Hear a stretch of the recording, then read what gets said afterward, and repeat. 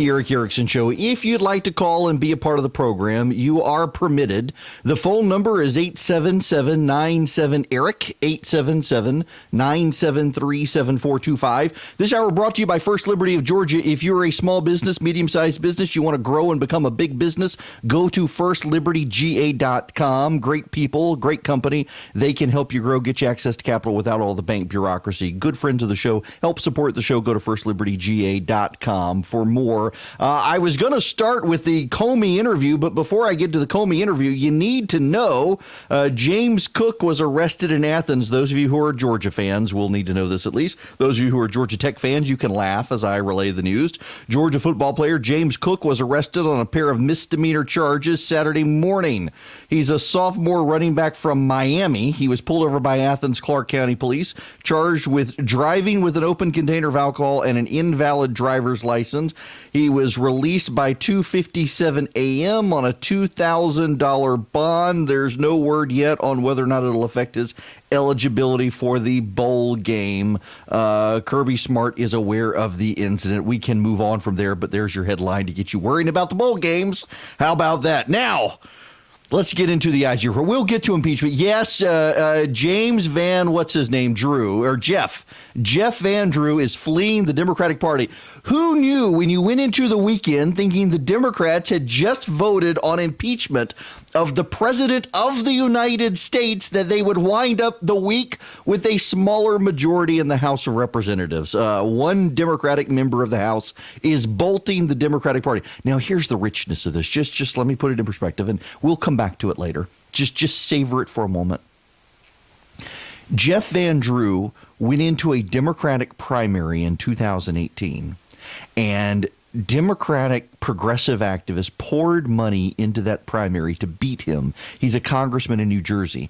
The Democratic Congressional Campaign Committee poured millions of dollars into the race to save Jeff Van Drew, to save him from AOC and her minion pouring money in to beat him. Then she was even a congressional candidate, but she was already rallying progressives against moderate Democrats, and they were pouring money into this race to beat him. And the Nancy Pelosi's DCCC poured money in to save Jeff Van Drew. And how's he paying them back?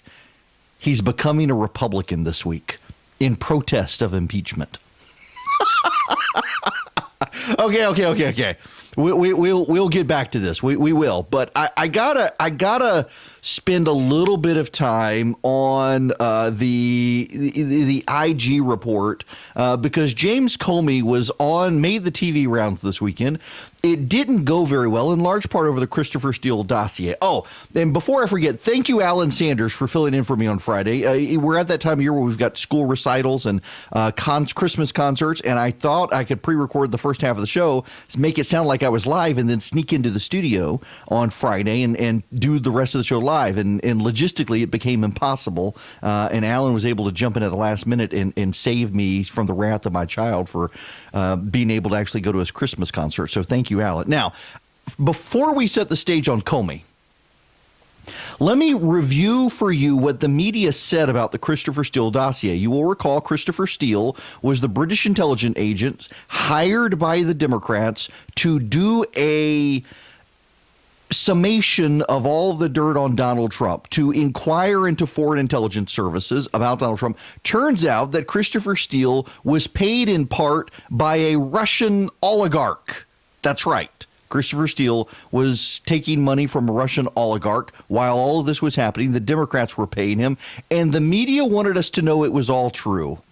Parts of the now infamous dossier on Trump have proven to be true. I know the history of the dossier, but it hasn't been discredited. In fact, it's been the opposite. It's been corroborated. Much of the dossier has been corroborated. This discredited dossier, which was paid for, Your intel community has corroborated all of the details in there. The meeting. Some of the substantive content of the dossier, we were able to corroborate in our intelligence community assessment, which from other sources, in which we had a very high confidence level. We know that with the FISA application, the relevant parts of Christopher Steele's dossier were corroborated. Say that if the application included information from the dossier, it would only be after the FBI had, in fact, corroborated information through its own investigation. We also know that as time goes on, more and more parts of the Steele dossier get corroborated. So when the president just refers to it as fake dossier, that is false.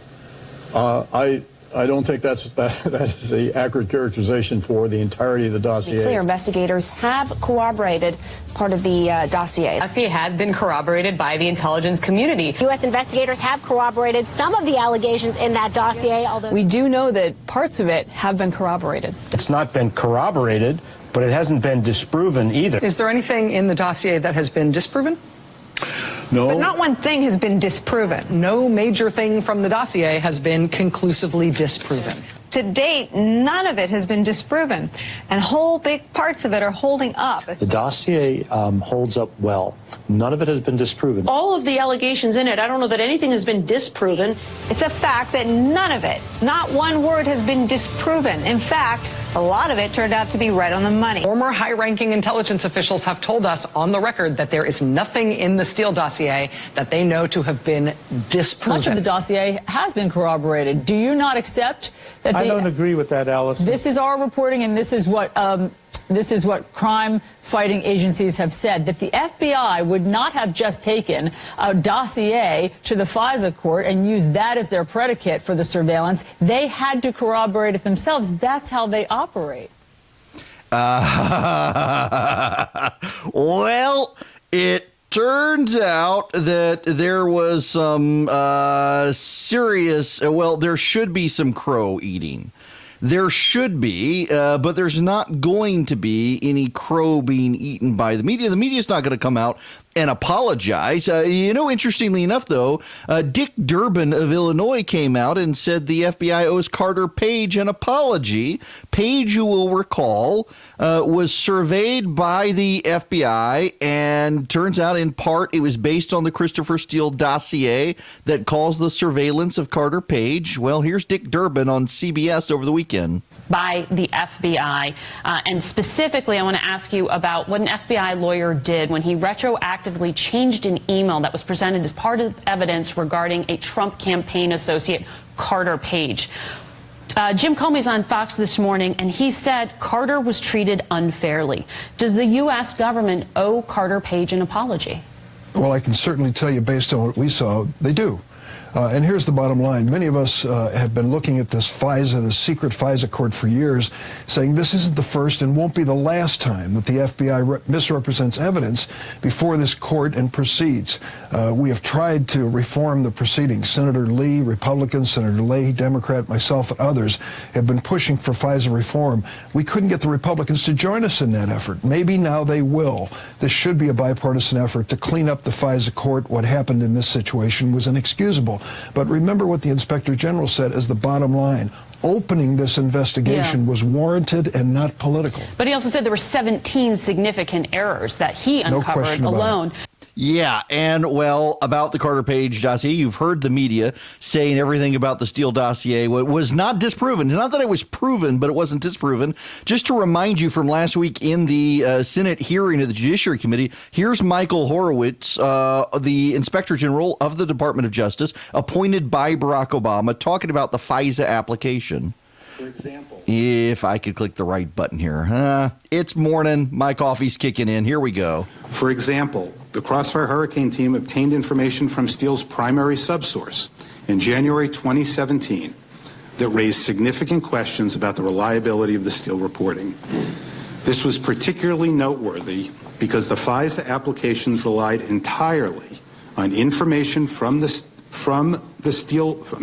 primary subsource's reporting to support the allegation that Page was coordinating with the Russian government on 2016 U.S. presidential election activities. However, the FBI did not share this information with department lawyers, and it was therefore omitted from the last two renewal applications.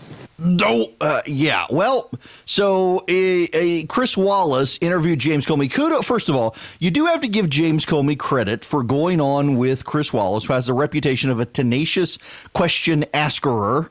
Is that even a word?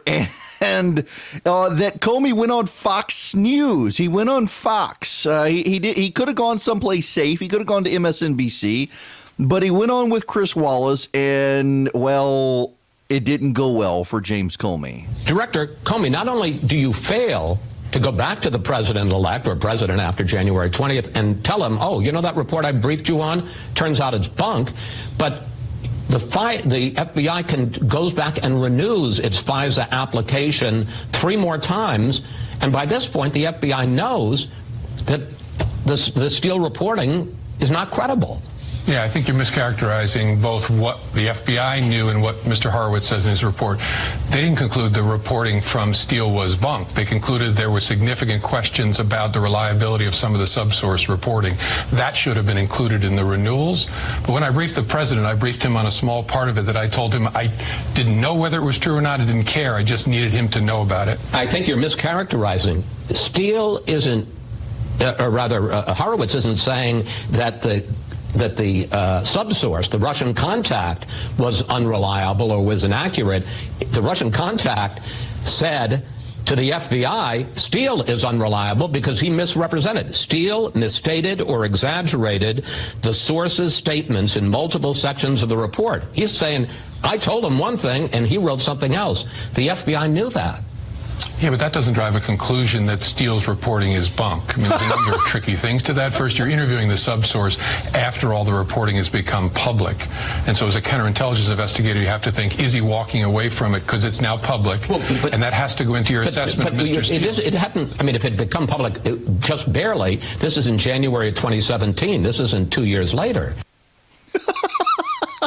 So the subsource says the Steele, he told Steele X and Steele reported Y, and Comey says, well, it doesn't mean Steele was wrong. Oh, it went downhill from there. Did you know all of this? All of what? Everything that we're talking about here. Did you know that, in fact, the Steele report was the key for probable cause? Did you know that the FBI had talked to the Russian contact and he said what Steele said he had told him was not true? Did you know this? You're the FBI director. First, again, the report will speak for itself. I don't believe the FBI concluded that Steele's reporting was bunk after talking to a subsource. But no, I didn't. As the director, you're not kept informed on the details of an investigation. So no, in general, I didn't know what they'd learned from the subsource. I didn't know the particulars of the investigation. But this isn't some investigation, sir. This is an investigation of the campaign of the man who is the president of the United States. You've just been through a firestorm investigating Hillary Clinton. I would think if I were in your position, I would have been on that, like a junkyard dog. I would have wanted to know everything they were doing in investigating the Trump campaign. Yeah, that's not the way it works, though. As a director sitting on top of an organization of 38,000 people, you can't run an investigation that's 7 layers below you. You have to leave it to the career professionals to do, to the special agents who do this for their lives. And if a director tries to run an investigation, it'll get mucked up in all different kinds of ways, given his or her responsibilities and the impossibility of reaching the work that's being done at the lower level. So instead it just got screwed up at the lower level. Now, hang on a second. Hang on. Because I think there's a relevant point here. First of all, notice how the media is not seizing on this. When a deputy junior assistant undersecretary for bottle collection at the Department of Health and Human Services makes a mistake, it becomes a national scandal when the media finds out about it, and they throw it in the lap of the President of the United States. And it doesn't matter which administration it is. It doesn't matter whether it's Republican or Democrat, although more so with Republicans. It is always the problem with the President of the United States. Here is the FBI director acknowledging that his junior underling 7 layers down screwed up an investigation. It is not disputed that the inspector general, I mean, you got Dick Durbin, for Pete's sake, on national television saying Carter Page is owed an apology. You have the inspector general saying that that Christopher Steele screwed up the report and misrepresented people in his report. You've got the Horowitz saying that the FBI relied on Steele's dossier. And what is James Comey's response? Oh, well, the buck doesn't stop with me. It stops with someone 7 layers beneath me. Can you just ask yourself this? I don't care what your partisan persuasion is. Just ask yourself. If President Trump were to do this and say, I knew nothing of it, it happened 7 layers down from me, what would the media response be? Well, you don't have to go too far. because it was the Obama administration that decided to start putting children in cages along the Rio Grande, and the media said nothing about it until Donald Trump became president. And now suddenly it's his problem when it was an Obama-era decision. I mean, we can see the bias in this, and the fact they're giving Comey a pass on this is absurd.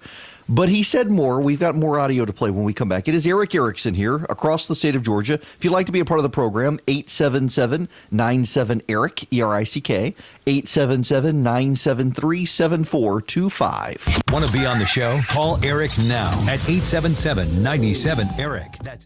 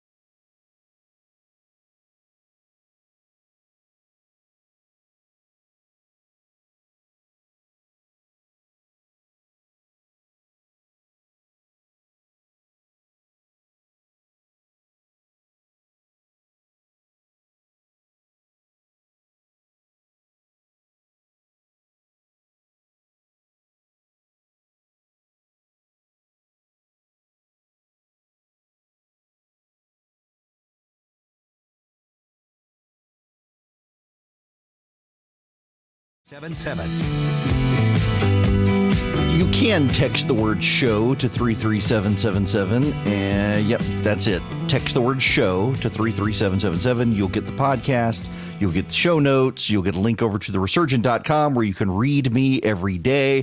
Fair disclosure, full warning. This is the Christmas season, and I spend more time writing about faith and culture than I do politics. Although I do have some stuff on impeachment over there at the Resurgent today, and we'll get to that impeachment stuff. But we still got Comey and his statements to Chris Wallace didn't go so well for him. And we got to get there. But before I do, can I comment as an aside? I made the mistake while we were in commercial to check out the weather. And can winter make up its mind So it's 54 here in Macon right now. In Athens, it's 54. In Blue Ridge, 57. Clarksville, it's 52. 57 in Dalton. Basically, 54 Jasper, 59 Rome. It's in the 60s all over South Georgia. Valdosta, Vidalia is 55, but South Georgia, it's in the 60s right now. And I'm looking at this, and it says that the high today here in Macon, where I am, is 73 degrees this afternoon. And then tomorrow, 90% chance of storms, 68 for high, 34 for a low. And by Wednesday, it's going to be in the 20s again. We're all going to die of pneumonia. I mean, we in my house, everybody in my house has had the sinus congestion and cold. It's been miserable. The weather cannot make up its mind. Can we get it some Thorazine or something to like calm the effects of the weather schizophrenia or so? Weather in the South. Next week, summer. And then on Christmas Day, it'll be cold. Maybe. We'll see. Okay, back to James Comey and Chris Wallace. Did you know all of this? All of what? Everything that we're talking about here. Did you know that, in fact, the Steele report was the key for probable cause? Did you know that the FBI had talked to the Russian contact and he said what Steele said he had told him was not true? Did you know this? You're the FBI director. Yes, you heard that clip, but it's important to hear Chris Wallace's tone of voice in this. Chris Wallace clearly is surprised by James Comey defending himself. He's clearly surprised by Comey's attitude in all of this. And Comey, of course, is just like, oh, no, it was 7 levels down. I didn't want to be held accountable. So then Chris Wallace decides to go for it. Comey pinned an op-ed and said he felt vindicated by the Horowitz report. Horowitz asked about it, says no one should feel vindicated by it. So Chris Wallace asks the question. Think this is vindication? It is. I mean, the FBI's had to wait 2 years while the president and his followers lied about the institution. Finally, the truth gets told. Does your report vindicate Mr. Comey? It doesn't vindicate anyone at the FBI who touched this, including the leadership. The IG says you should feel no vindication. Well, maybe it turns upon how we understand the word. What I mean is that the FBI was accused of treason, of illegal spying, of tapping Mr. Trump's wires illegally, of opening an investigation without justification, of being a criminal conspiracy to defeat and then unseat a president. All of that was nonsense. I think it's really important that the Inspector General looked at that and that the American people, your viewers and all viewers, understand that's true. But he also found things that we were never accused of, which is real sloppiness, and that's concerning. As I've said all along, has to be focused on. If I were director, I'd be very concerned about it and diving into it. Y'all, I'm sorry, but James Comey has shown himself to be a man out of his moment, a man too small for history. He was a bureaucrat who ran a department of law enforcement bureaucratically. 15. And to quote Jeremiah Wright, his chickens have come home to roost. And he can feel vindicated all he wants, but it was a damning indictment of him and his tenure as FBI director. Today, my new dad threw a barbecue. Today,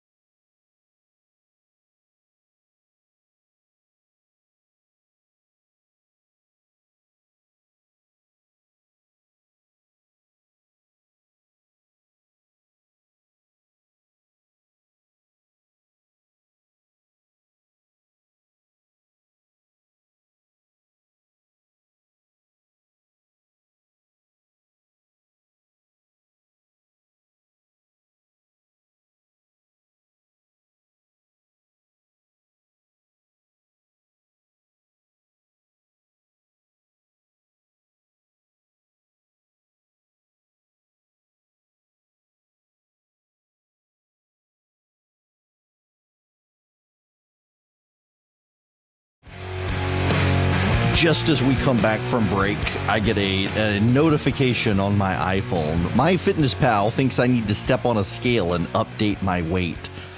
I feel personally trolled by my iPhone right now. I will have you people know I went to CrossFit at 7 o'clock on Saturday morning. I have no idea why. And then I went home and slept. And then I made sugar cookies. The phone number, if you'd like to be a part of the program, it's Erick Erickson here, 877-97-ERIC, 877-973-7425.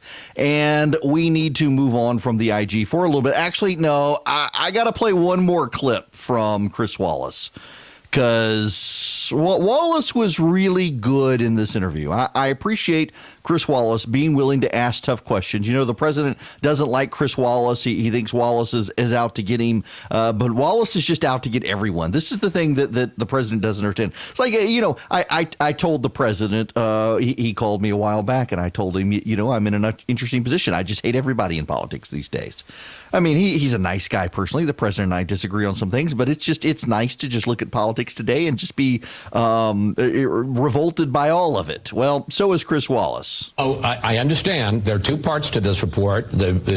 Horowitz says there was no political bias in opening the investigation. He talks about problems with big problems with the FISA process. But isn't it harder to argue that there was no political bias overall when you see 17 mistakes made by 3 teams on 4 separate FISA applications? You know, this is one of the things about this. You've got 4 teams, 3 or 4 teams. You've got 17 errors that are based on political bias. You've got, for those of you who don't understand what happened here, I mean, we really need to put this in perspective. That the FISA application, the lawyer at the FBI, the lawyer in charge of the FISA application, reached out to the CIA to ask the CIA if Carter Page was a source for the FBI. The CIA responded, yes, in fact, Carter Page is a source for the FBI, or for the CIA, rather. And then the FBI agent says to the FISA court, the CIA says he is not. I mean, just put this in perspective. This is Ted Cruz engaged with Michael Horowitz, the Inspector General who was appointed by Barack Obama. So the men and women at home need to know what's happening. A lawyer at the FBI creates fraudulent evidence, alters an email. That is in turn used as the basis for a sworn statement to the court that the court relies on. Am I stating that accurately? That's correct. That is what occurred. That's what occurred. That's extraordinary. That is extraordinary. And to say, oh, well, no political bias there. Yeah, there were all sorts of problems. There were. Now, I need to circle back with you. As I mentioned, I was supposed to be here on Friday. And thank you again, Alan Sanders, for filling in. Really spur of the moment, too, when I realized there was no way I could make everything work Friday to get back in time for my son's Christmas program. The British election happened on Thursday, and it was a blowout by the Conservatives. And we're still having conversations in this country about whether or not it's relevant in this country. One of the things that I think is very notable is that the media is taking a position that, well, you know, our American left is not as left as the British left. We don't have the anti-Semitism that the British left has.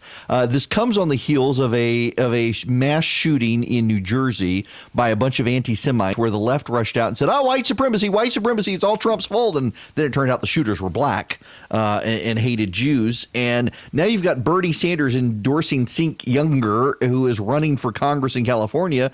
And video has come out of Sink interviewing David Duke positively about the nefarious influence of Jews in America. But the media says that the American left isn't as far left as the British left. I do have to say, there's a video out this morning, and I can't play it for you. I cannot play the video of the. Remember remember the woman on Election Day? She was wearing, I think it was the orange raincoat, as the president is sworn in, and she's on the ground and her ears are covered. No, no. It's one of the funniest clips ever of this impeachment or this La Resistance movement woman who's just, I wish they would go back and find this woman, go into the mental institutions of America and find this woman who's no when the president was sworn into office. The British are reacting this way. The British progressives are reacting this way to Boris Johnson. And they've taken to the streets marching saying, he's not my prime minister. And just like in this country, they marched on Election Day or on Inauguration Day saying he's not my president. He's not my prime minister, they're saying. And Boris Johnson has come out and said, it's true. He's not their prime minister. He's actually Her Majesty Queen Elizabeth II's prime minister. He's not their prime minister. He's not. He doesn't even represent these people in Parliament. He represents a smaller constituency in Parliament. He's actually just the Queen's first minister. He has nothing to do with these people. But they're marching to the streets. They're calling him all sorts of things I can't run on radio. It would be bad form of me to play. There might be children listening. Can't play him on radio. But they're in total meltdown over there. But he's not their prime minister. They're totally correct. And even Boris Johnson has come out and said, basically, fact check, true. I'm not your prime minister. I'm the Queen's prime minister. The meltdown, though, there are some parallels. But you got to understand that with the British election and our election system here, things are somewhat different. Like last week, so Charlie, my producer, texted me and said, why are the exit polls so much quicker and more accurate there than they are here? Actually, the exit polls here are really accurate. Exit polling in the United States, you got to remember, though, the difference is that exit polling in this country comes in waves. There's a morning, a midday, and an evening exit polling in this country. The morning and the midday are never accurate. You have to wait until the evening exit surveys are compiled, exit polls are compiled with the morning in the afternoon. The reason you have to wait for the evening is because there's a larger pool of voters who vote in the evening in this country than there are in the mornings and the afternoon. The mornings and the afternoon skew very heavily to the Democrats. Republicans show up after work, not before work. So you've got all these situations involved here. But you also have 45 million voters in the UK and 245 million voters in the United States. Have a massive more pool of voters. Plus, in the UK, all they're voting for is Parliament. So you go in and you vote for your party. Are you voting for Labour, Conservative, Liberal Democrat, Green, Scottish National, Sinn Féin, Democratic Union, whatever.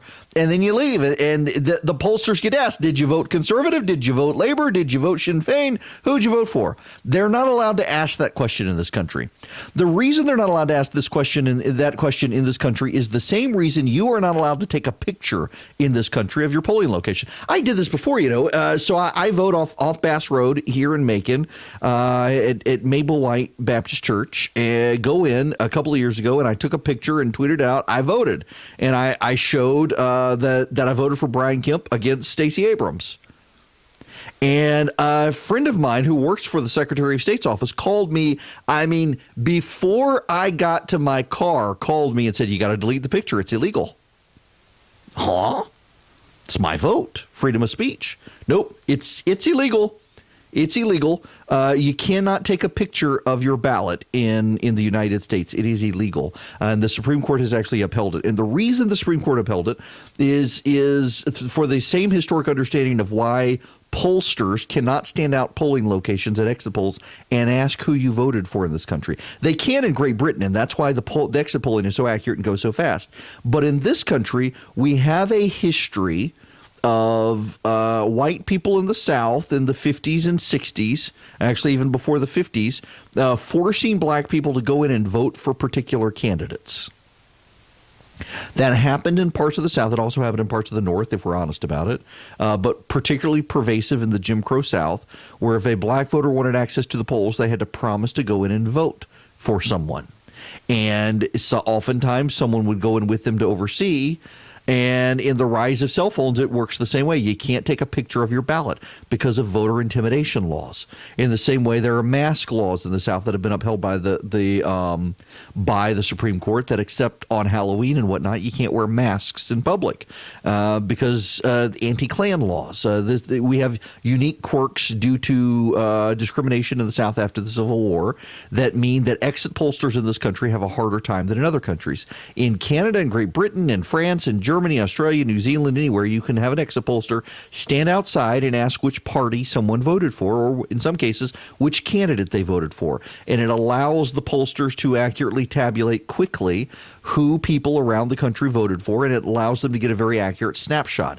In this country, you're not allowed to do that. It is against the law, and the Supreme Court has upheld it. In this country, when a pollster stands outside a polling location, have you ever taken an exit poll?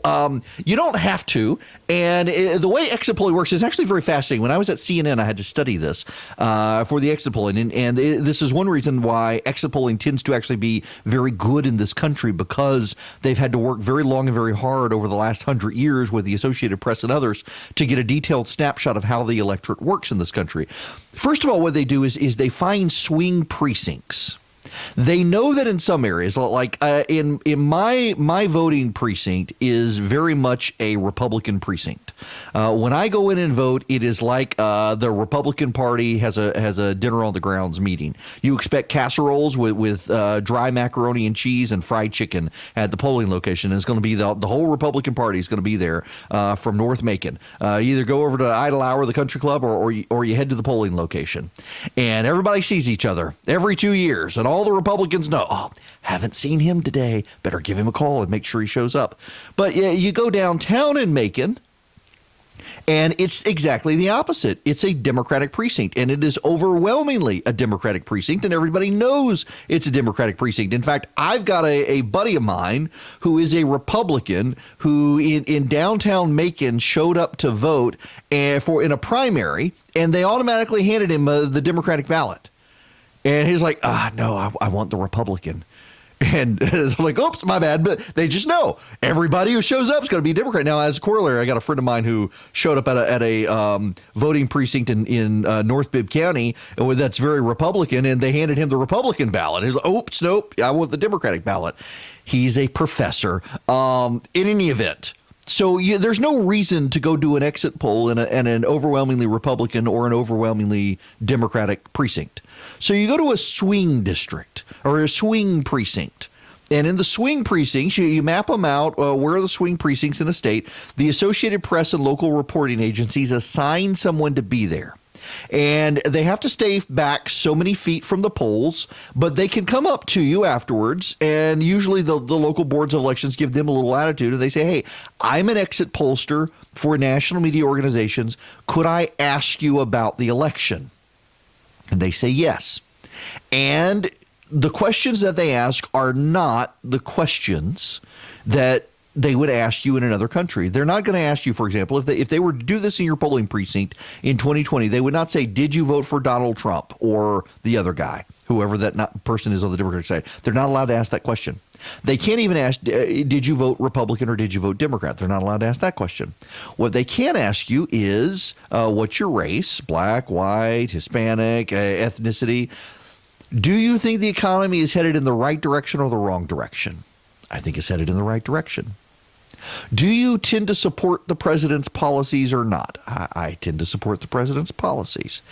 Do you believe that the country is better served by maintaining the status quo or changing it? I think we need to maintain the status quo.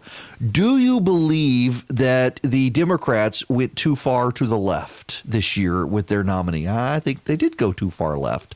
Are you a member of a major political party? I am. Do you mind saying which one you are? I'm a Republican. Okay.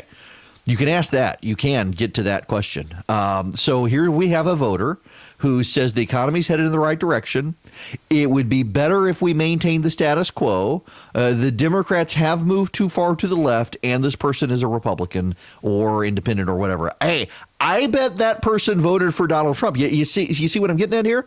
Is you can ask who the person voted for, but you can't ask who the person voted for. You got to ask a series of questions designed to be able to show. But now, here's the genius of it. In Britain, with the exit polling, you can ask, did you vote Labor, Conservative, what have you? And then you can ask questions. Do you think one side's too far right? What do you think about anti-Semitism? All these questions that the exit pollsters asked. In this country, though, you have to ask more questions. It takes longer to get through an exit poll in this country. There are many more people who do the exit polls in this country, spread out. There were 30,000 people who did exit polling in the UK. There will be about 50 to 60,000 in the United States. It'll be spread out in key swing precincts around the country. But they will have a copious amount of knowledge about where the election went. Because they can't short circuit it by saying which party did you vote for, they have to ask questions to give a strong sense of where people think the direction of the country is going. So then you get to 2020 in this country, and what will be remarkable is we will have a highly accurate data set of a massive amount of voters who are statistically sampled in a reliable way, who can tell us, do black voters think the country's headed in the right direction? Do Hispanic voters think they're succeeding in the economy? Are white voters really concerned about health care compared to black and Hispanic voters? We'll have all of that data, and it provides a good snapshot of where the country is. Way better than your random opinion polling. Exit polling is highly reliable when it's properly adjusted, and you do have to properly adjust it. But it'll be a very interesting snapshot headed into 2020 when we see the exit polling. We do have some polling out today you need to know about from CBS News, and it's not actually good news for the Democrats pursuing impeachment. I really do like his opinion on things. Erick Erickson, the information.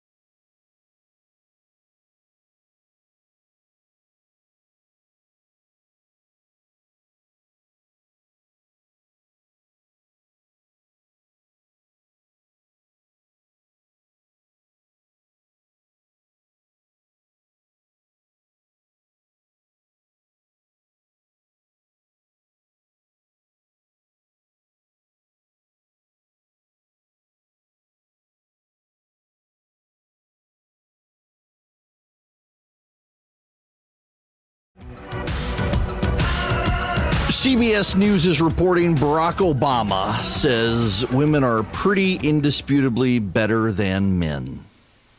Why did he fight so hard to keep a woman out of the White House in 2008 then? Makes you wonder. It is Erick Erickson here, the Erick Erickson Show, from the North Georgia mountains to the Florida line, from the Chattahoochee to the Atlantic Ocean, and on Facebook Live and the series of tubes known as the Internet. If you would like to be a part of the program, you can call 877-97-ERIC. 877-973-7425. Also, I sent out the sugar cookie recipe the other day. For those of you new to the program, yes, every week I send out a recipe or two. You can get on the recipe list. It's non-political. Why? Because I believe that whether or not you're Republican, Democrat, liberal, progressive, conservative, socialist, communist, whatever, you should at least be able to break bread together and find something you have in common. And so I'm making it easy by giving you easy recipes. And I sent out a sugar cookie recipe, and I got lectured by some lady on Instagram. I don't think she listens to the show, so I'm just going to tell you. So an older lady who informs me she's been making sugar cookies for 50 years. And in 50 years, she's never seen a sugar cookie recipe with self-rising flour. It's always all-purpose flour, baking soda, salt, eggs, oftentimes butter. Mine had oil in it.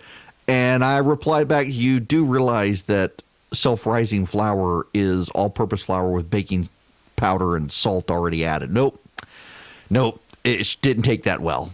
Nonetheless, the sugar cookie recipe was a hit with a lot of people, and I'm telling you, I discovered on my front porch last night, goes good with bourbon too, the sugar cookies. If you want that recipe or more, if you text the word recipe to 33777, I will send you back a text message asking for your email address. When you send me your email address, I send you a link to all the recipes, including the sugar cookie recipe. There will be more recipes out this week. Text recipe to 33777. Do you know what Hillary Clinton's margin of victory was in 2016 in the popular vote? Anybody? 48.2% of the American public supported Hillary Clinton. Donald Trump got about 46% of the vote. Now, he won because of the Electoral College, but Hillary Clinton inarguably won the popular vote in this country. She got more votes than he did, but that's not the way we elect presidents in this country. You have to get a consensus of states in this country, not a consensus of people. Why? Because people are stupid and the founders knew it, so they rely on the Electoral College. Come on, we're all sinners. We know it. Well, Hillary Clinton got 48.2% of the popular vote in this country. If you take the polling averages, take the poll average, take all the polls on impeachment and average them together to get a pretty accurate snapshot of where the public is based on various polling models. Impeachment polling, according to the Real Clear Politics impeachment polling average, polls at 47.2% of the vote in support of removing the president of the United States. In other words, impeachment polls worse than Hillary Clinton polled in 2016. Impeachment gets fewer supporters than Hillary Clinton got in 2016, which might suggest that maybe we should allow the public to settle this instead of Congress settling it. And now comes a rumor in Capitol Hill, on Capitol Hill, I guess I should say. Now comes a rumor on Capitol Hill that Nancy Pelosi may not actually submit articles of impeachment to the floor of the House. What's that, you say? Well, there are some people who want her to advocate a position that since the deck is already stacked against impeachment in the Senate and those icky, awful, mean Republicans aren't going to give it a fair hearing, there's no sense wasting anyone's time, which really, this is a total cop-out to protect the Democrats because moderate Democrats really don't want it to happen. Oh, I got a lot of news to discuss with you on impeachment right here on the Erick Erickson Show. When we come back across the state of Georgia, we're going to have some fun.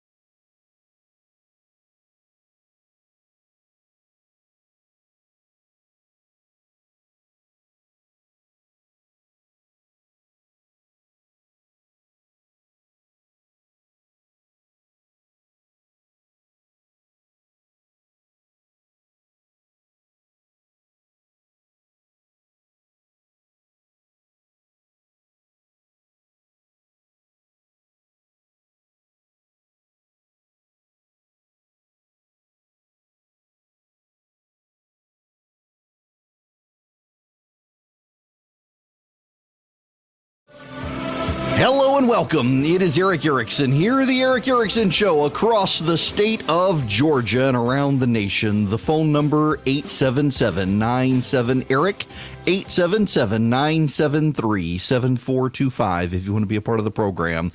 Y'all, did you leave the end of last week thinking, I think the Democrats are going to see a decrease in their majority in the House because of impeachment.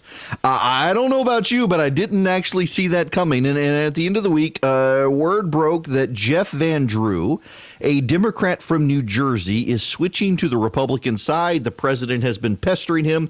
Van Drew is one of a handful of Democrats who are opposed to impeachment, more and more vocally so. His district leans Republican. Let's just be clear here. Van Drew does not oppose impeachment on principle. Jeff Van Drew opposes impeachment as a matter of self-preservation. Van Drew is a moderate Democrat who lives in a district that is increasingly Republican. He is worried about being redistricted out next year. Progressives have been rallying against him in his district. Alexandria Ocasio-Cortez and others have been raising a ton of money to beat him in a Democratic primary. So he has switched to the Republican Party over impeachment. I got to tell you, things are not going well for the Democrats. A focus group, Axios, the website, news website, has conducted a focus group on Obama voters who voted for Trump in 2016. And they conducted the focus group in Saginaw County. That's in Michigan. This is relevant because Saginaw County is one of those areas Hillary Clinton completely ignored in 2016. It is an area that went for Barack Obama twice. And Barack Obama won it by nearly 12 percentage points in 2012, and then Trump won Saginaw County by 1.25 percentage points in 2016. Focus groups are not polls, and you do need to understand that. Polling, listen, I am in the just, if you're new to this program, there are some really terrible pollsters out there. But there are some really good pollsters out there. Pollsters do not always get it right, but as a snapshot in time, polling actually, depending on what the poll does, is a pretty good idea. Polling cannot tell you public policy questions. Polling is terrible for shaping, for the public shaping public opinion. Polling can tell you who's ahead, who's behind, stuff like that. Polling can tell you impeach or don't impeach. Polls that are simple can tell you information. Polling, though, and focus groups are different things. Focus grouping is a handful of people in a room. This is 10 people in Saginaw County. They're all people who voted for Barack Obama, and it can give you a good snapshot of what's actually happening in Saginaw County, Michigan. It can't give you a snapshot of what's happening in the nation. But Axios, this news website, has been doing a series of focus groups around the swing counties of the swing states. So in Ohio, in Michigan, in western Pennsylvania, in Iowa, in Wisconsin, they've been doing focus groups of voters who they know voted for Barack Obama and they know voted for Donald Trump. And let me tell you what Axios is finding with these people, which is fascinating. The voters hate the fact that House Democrats are moving toward impeachment. They call it a distraction from issues that would improve their lives, like Social Security, cracking down on illegal immigration, keeping jobs in the United States. Chad, a 43-year-old Obama-Trump voter, said of Nancy Pelosi, I think she's wasting a lot of taxpayer money on a ghost chase. The money she's spending on that could go to help the homeless or towards health care. Another participant, 73-year-old Michael, said Democrats' focus is in the wrong direction. Instead of working on policies and things that will help the people, they're just working to basically preserve their own position. They don't really care about you and me, I don't think. So here's what Axios says about these swing voters who voted for Obama and now are Trump voters. They've got no trust in the media. Their support for Trump will grow even if the country enters a recession or a full-blown trade war with China. They credit Trump with making health care more affordable thanks to his tax law, which some say has saved them in taxes they can reallocate for prescription drugs. Now, in past focus groups in the upper Midwest, they've heard voters say they wish Michelle Obama would run for president. They've soured on Trump's personality, and several of them indicated they would vote for Obama over Trump in 2020. But the same voters have a common disdain for impeachment and of the Democratic field. And so they'll go with Trump. Now, this is the most interesting thing here. Is that in all of these focus groups, and if you're a Republican, pay attention to this one, if you will. In all of the focus groups in the Midwest, in Ohio, in Pennsylvania, in Wisconsin, in Iowa, in Michigan, there's a very common refrain that carries over into the British election from last week. The voters don't like Trump personally, but they're voting for him because they like the Democrats even less. There's a common refrain among swing voters. The swing voters do not like the leftward drift of the Democratic Party. And you hear the intellectual elite in our country on the media tell you that the Democrats in this country, they're not as far left as the Labor Party in Great Britain, but it doesn't matter. It's all relative, is it not? Our far left may not be their far left, but our far left is still further left than where the American public is comfortable. There is an apples-to-apples comparison in that regard. The British left drifted too far left for where the British public was. The American left is drifting too far left where the American public is. And we see that happening with these swing voters in these states, that they don't particularly like the president's personality. They don't like what he does, but they prefer his policies to the Democrats' policies. They understand that his policies are benefiting them by and large, and the Democratic policies would not, and that the Democrats culturally and socially are moving too far to the left for them. That's a problem for the Democrats. And it's coming out on impeachment. Here's the other thing I mentioned in the last hour. If you take the polling average right now, impeachment, the polling average for support of impeachment is 47.2% of Americans support impeachment. Hillary Clinton got 48.2% of the popular vote in 2016. In other words, Hillary Clinton got more votes than impeachment is getting, which probably suggests this should be left to the public and not to Congress. Josh Kraushaar has a column at National Journal, Against the Grain. And in his column today is the political stalemate over impeachment. Nancy Pelosi wants to protect her most vulnerable members. Mitch McConnell's majority is on the line. Impeachment doesn't serve anyone's interest right now. With the House on track to pass articles of impeachment against President Trump this week, it's worth taking a closer look at the political impact of the process. Here's the uncomfortable reality for Democrats. After an initial surge in support for impeachment, when the record of Trump's July phone call with Ukraine's president was released, Americans have broken into their tribal patterns in reacting to further developments. House Intelligence Committee Chairman Adam Schiff's compelling hearings didn't move the needle much. Independents are divided on the issue. And while Trump's GOP base is energized to fight impeachment, many Democratic voters are more interested in hearing about pocketbook issues. Swing seat Democrats, particularly those from districts that Trump carried, are now a bit more circumspect about their impeachment intentions. Most are expected to vote for the articles passed by the House Judiciary Committee, but there will likely be a few more defections from Democrats representing the most conservative districts. Representative Lisa Slotkin of Michigan, one of 7 Democrats with national security credentials who led the charge for impeachment hearings, sounded surprisingly evasive when asked by CNN whether she'd made up her mind. Here's the uncomfortable reality for Republicans. A plurality of Americans support removing President Trump from office. Despite Republican claims that there would be a political backlash against Democrats for impeachment, support for removing Trump from office has risen or held steady through the process. And for all the bluster coming from Trump-defending House Republicans, their Senate counterparts are showing none of the same political cockiness. Senate Majority Leader Mitch McConnell has been pushing for a steady impeachment trial without many witnesses, believing the Republicans will be hurt by a protracted process that turns into a Trumpian spectacle. McConnell knows that the politics of impeachment aren't encouraging for senators like Cory Gardner and Susan Collins and Martha McSally. Those Republicans up for re-election in swing states would like to be able to declare Trump's behavior wrong, but not impeachable. It's possible Trump won't allow them to take that path.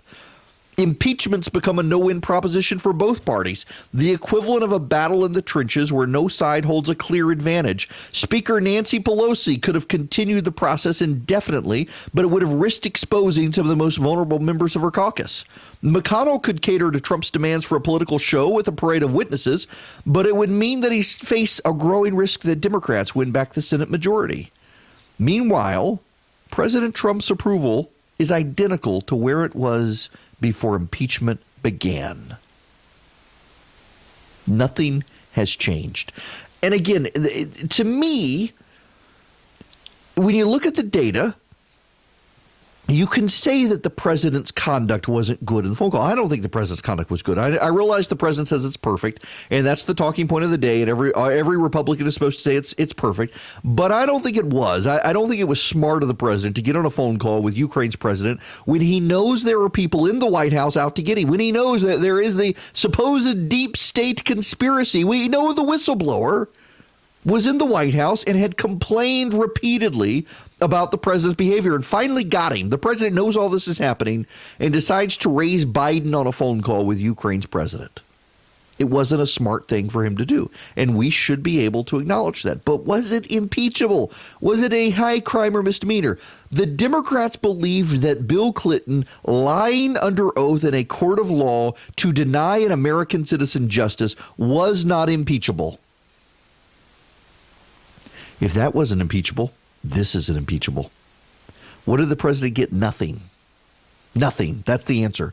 Nothing. There's no reason to drag this out. Nothing. He got nothing. The Ukrainians did not investigate the Bidens, and the president gave them the money they were supposed to get. He got nothing out of it. And yet the Democrats want to impeach over this. They didn't want to impeach Bill Clinton. And, you know, that's the remarkably frustrating thing. I want to go to the New York Times and read to you the New York Times editorial on impeachment. Just some excerpts. If you'll allow, I got a couple excerpts from the New York Times, deeply relevant. Here it is. The vote against him will be strictly partisan, meaning that the Democrat victory will meet the arithmetic requirements of the Constitution, but will not carry its magisterial authority.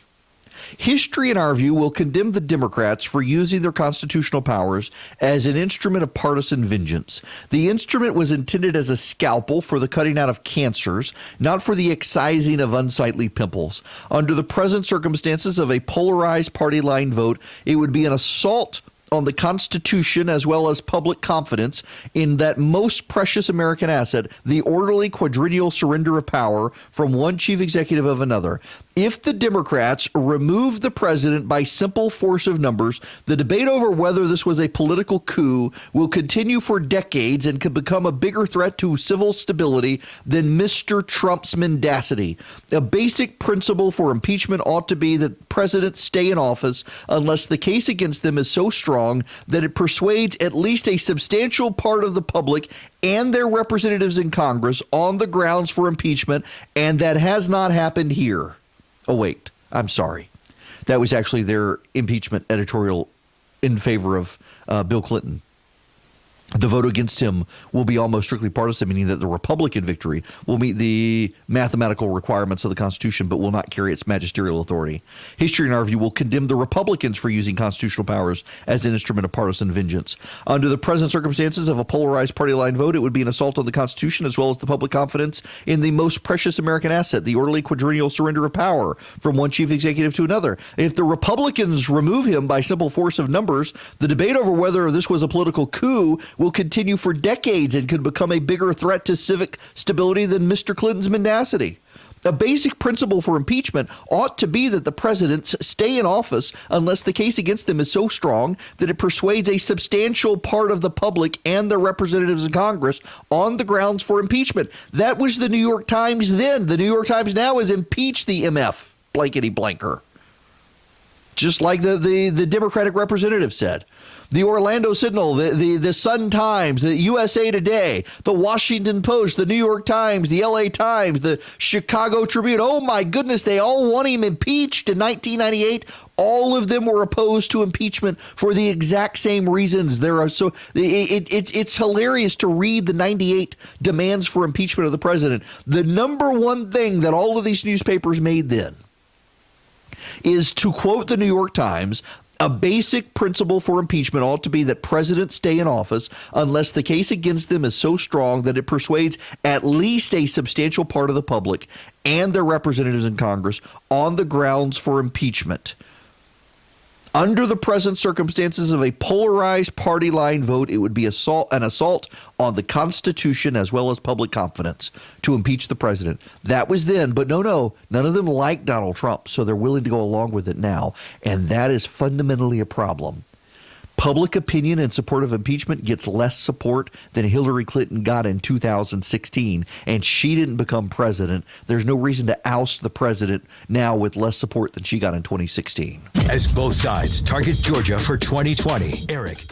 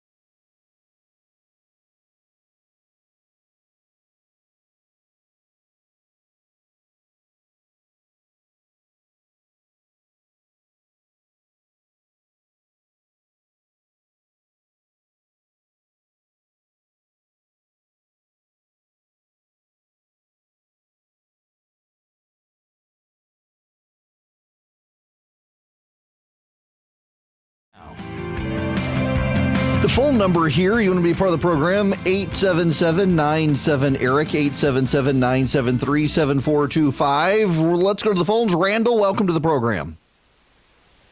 Good morning. How are you, sir? Good. How are you? Better than I deserve, for sure. Excellent. What's going on? Eric, I had a instance that happened to me last night in Macon, Georgia, at the Cracker Barrel restaurant. I was in the restaurant, had been seated after waiting a few minutes, and while I was waiting for my food to be brought to my table, a manager approached me and told me that since I was open carrying my legally purchased firearm, that I would either have to do one or two things. One, I would either have to conceal my weapon, or I could take it back out to the car and leave it in the car. I asked this manager if there was any signage in front of the restaurant, at the front door, or whatever the case may be, saying that, guns weren't allowed, or you had to conceal carry, or whatever the case may be.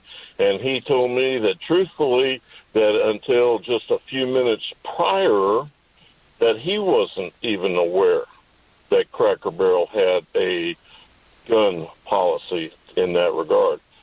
And gee golly whiz, I went on to inquire of him, since I know that I have been open carrying in that Cracker Barrel restaurant and many other Cracker Barrel restaurants across the great state of Georgia, and indeed the entire nation, and have never had been accosted about carrying open. So I'm assuming that somebody in the restaurant saw you had your gun on you and was uncomfortable, was made uncomfortable. Yes, that's the only explanation I could. Come up. I got to tell you, Randall, thanks very much for the phone call. Good to get a call from Macon. I go back and forth on this issue. A buddy of mine who has open carry, doesn't open carry. He's in the camp that it just makes him the first target if someone were to come in. Get the guy with the gun on first. But we do live in an age of heightened sensitivity.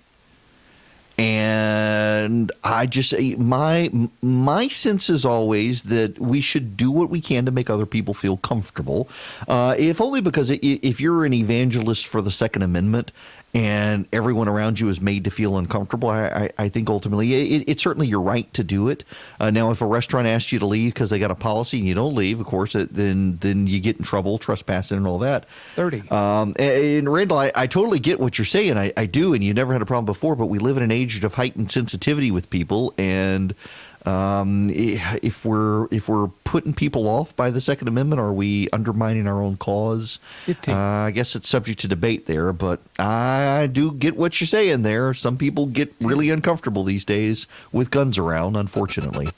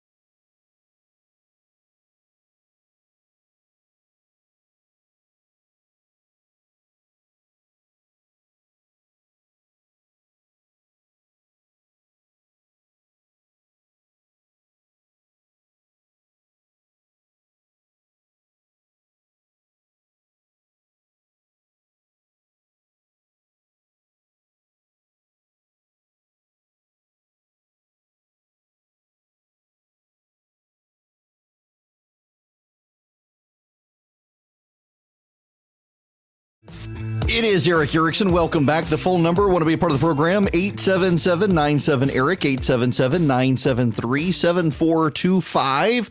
There's a new book out, Restoring Our Republic, The Making of the Republic and How We Reclaim It Before It's Too Late. It happens to be written by a friend of mine, Ned Ryan, joining me now on the hotline. Welcome. How are you?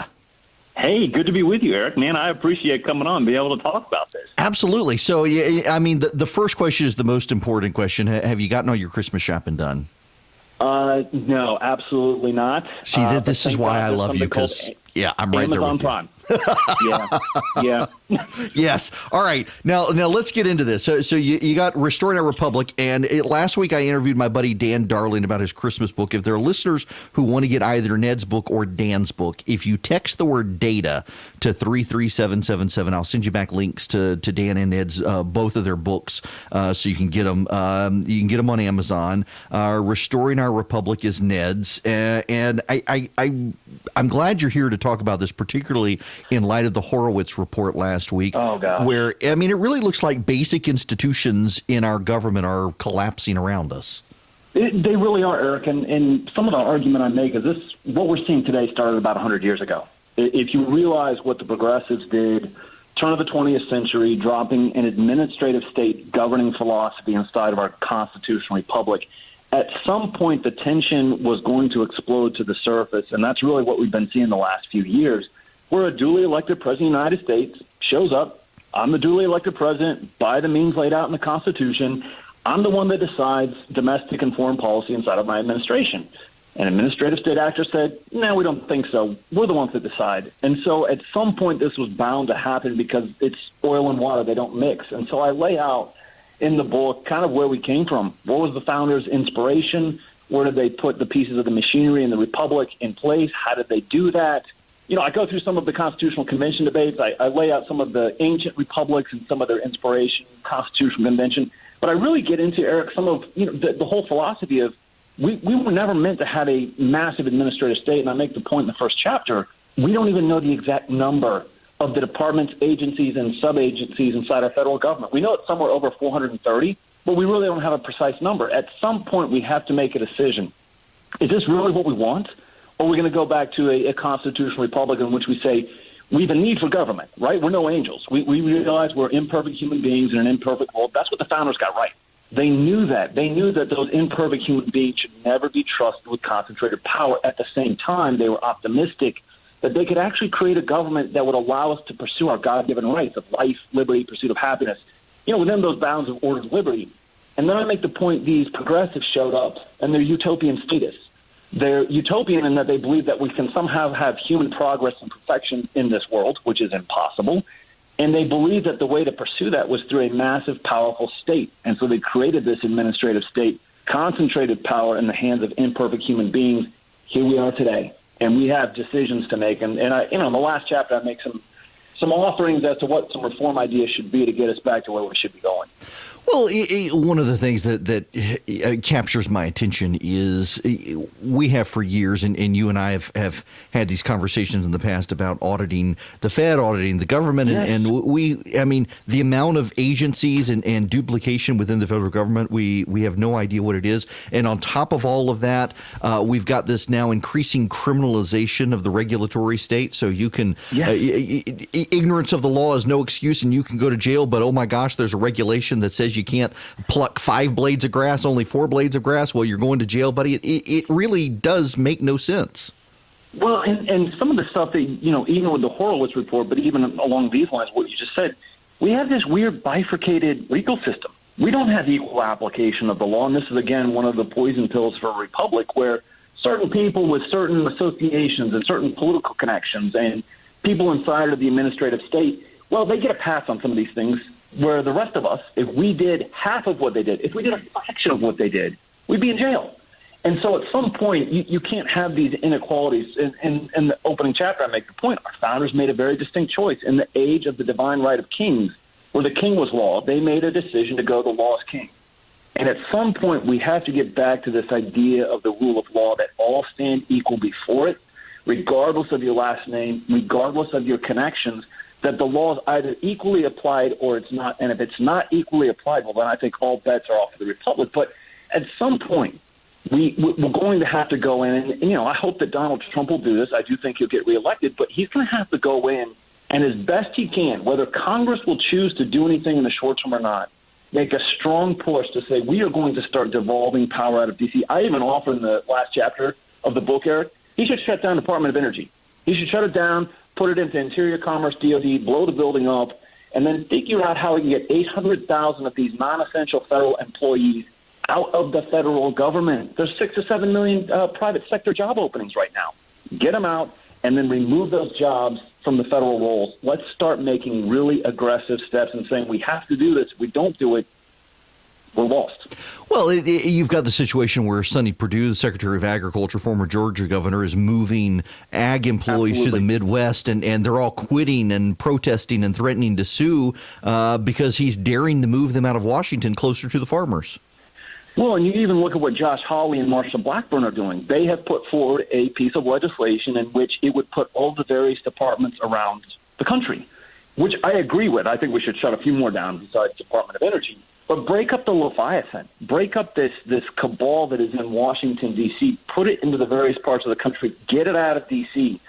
So I agree, with former Governor Perdue and what Josh Hawley and Marsha Blackburn are doing. We have to take aggressive steps, and I think at some point, and you and I have had this conversation, we have to get Republicans into office that actually fundamentally believe this, because I think the problem with some Republicans today, in fact, too many Republicans, they don't have a fundamental disagreement with the administrative state as long as they are in control of it. Right. No. That's not the point. The point is, what do we fundamentally believe about a governing philosophy of limited government, a constitutional republic, and the diffusion of power? And I make the point, because of where we've gone, I mean, you look at what's taken place over the last 3 years.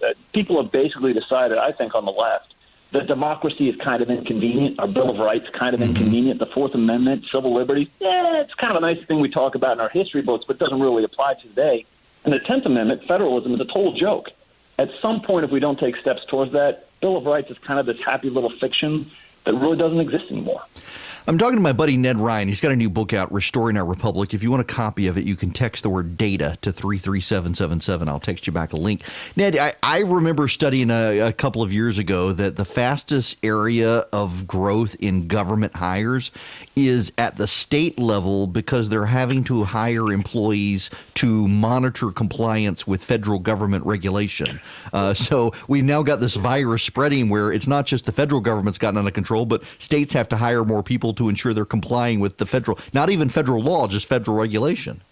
Right. No. And if you look, by the time you had federal government employees, state and local government employees, Eric, the last figure I saw, we were around the neighborhood of 20 million government employees. That's insane. That's absurd. The thing, but this is, and I make this argument too. We're kind of living the progressive's dream, right? They believe administrative state, but they believe that a massive bureaucracy was a sign of health for a government, for a people, for a society. I make the argument it's not really a sign of health. I think it's a sign of sickness, because at some point we have to decide, are we going to be a self-governing republic? Well, a self-governing republic is based off people self-governing themselves, right? And at some point, if we don't decide to govern ourselves and actually believe that there are transcendent laws and absolutes, we will have massive bureaucracy, because I make the point, too, at some point people desire peace and prosperity, and they have to have a certain amount of order. We either bring it to ourselves and order ourselves, or it will be forced upon us. But you're right. This is getting to the point where, I live in Loudoun County. I look at these budgets. I look at the amount of government employees and what the money that we're spending and the levels we're being taxed at.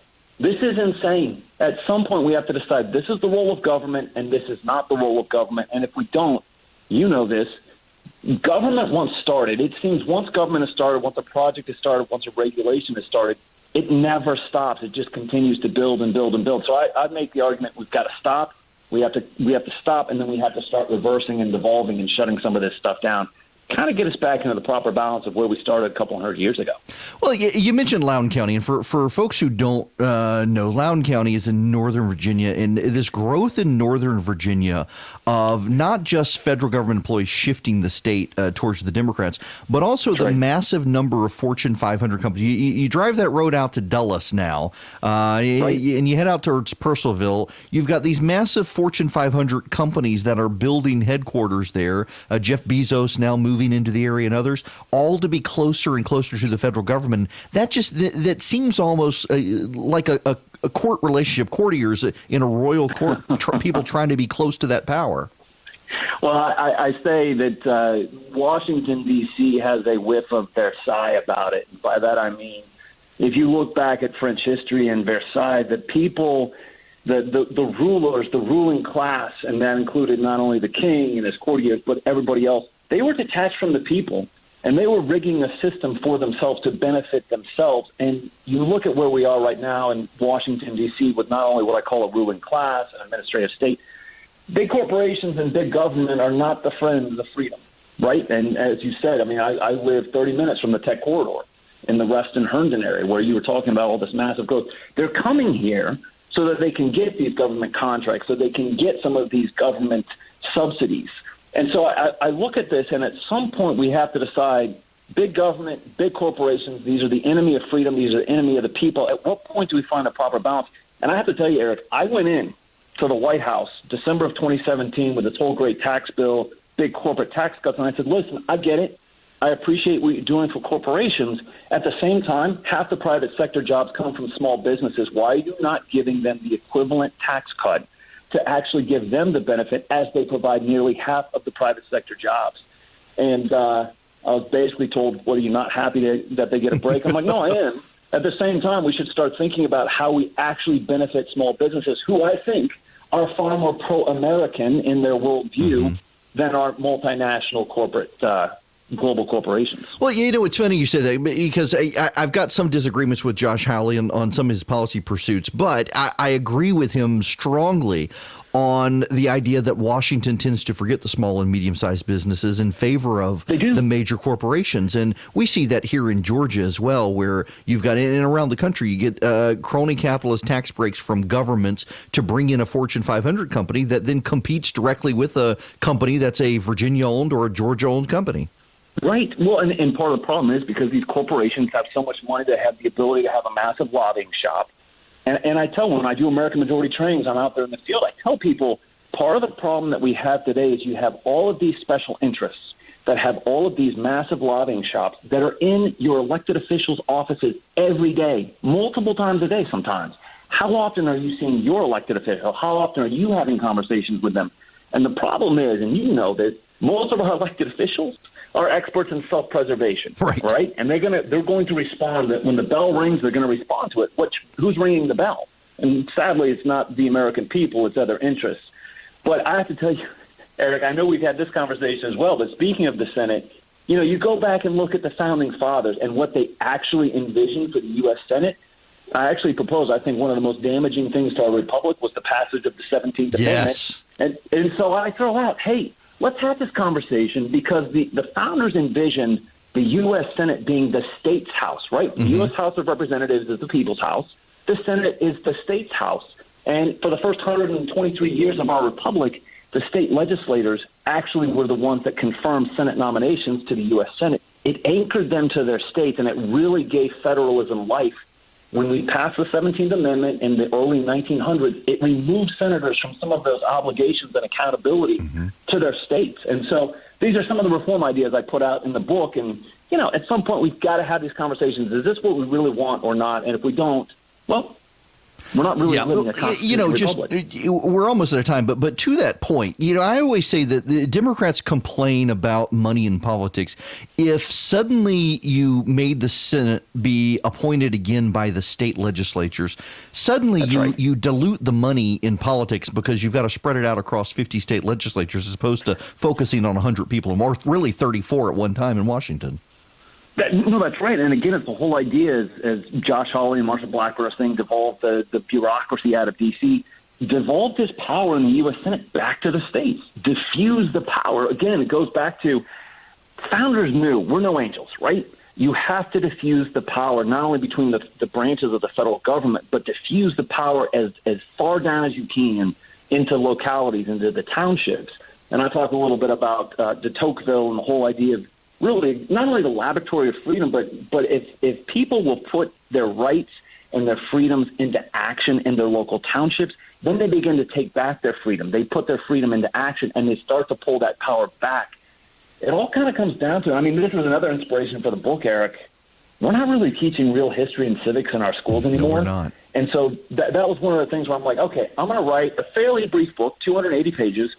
Where did we come from? What's it supposed to look like? How do we get back to where we started so that people, once they've read it, can go, okay, now I've got a much better idea of what we're actually fighting for and understand our history better. We have something we're fighting for, Eric. You know that. I know that. I hope a lot of your listeners know that.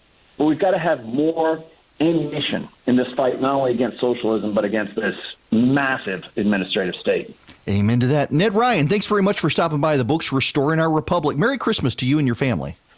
Hey, same to you, Eric. I appreciate it. Absolutely. Ned Ryan, the book, if you want a copy of it, Restoring Our Republic, text the word data to 33777. I'll send you back a link to that. And also, I interviewed Dan Darling last week on his book, The Characters of Christmas, so you'll get both links in the text message back to you. Text data to 33777. News and in-depth analysis from Erick Erickson, live 5 days a week.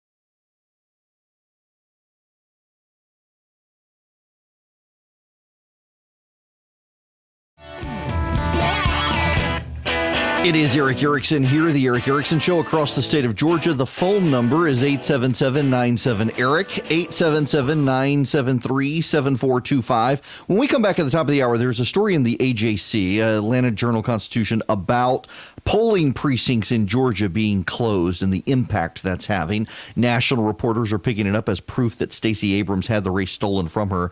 Yeah, the national reporters, they're missing some data, and I want to spend a little bit of time on that, more than I've got right now. Right now, have you heard about the circle game at the Army-Navy game? Listen, when I grew up, I guess that this is you millennials came up with this. I didn't do this as a kid. You make the OK symbol down on your thigh. You make a little circle, and you put it on your thigh, and if someone looks down to see it, then you get to punch them in the shoulder as hard as you can. That's the circle game. Of course, boys on a playground came up with it. Of course. Makes sense. Well, at the Army-Navy game this weekend, cadets are being accused of making the white power symbol. They were playing the circle game. Now, so that you understand this, so I can put this in perspective, it used to be that the OK symbol was the OK symbol. There's an internet website called 4chan that is basically it's where professional internet trolls go to conspire to troll the nation. And a group of people there decided to start the meme that the OK symbol was a white power symbol, because if you do the OK just so, apparently you get 3 fingers typically when you do OK. I mean, even the emoji for OK has 3 fingers up, but if you hold it in such a way, it looks more like a W, I guess, and supposedly you make a P with your thumb and your what is your second finger, your pointer finger, I guess, and that has swept through the internet as now the OK symbol is a symbol for white power or something. I guess it looks more like a B and a W. Maybe it's for Best Western. I don't know, but apparently it is it's now supposedly, according to people on Twitter, a symbol of white power.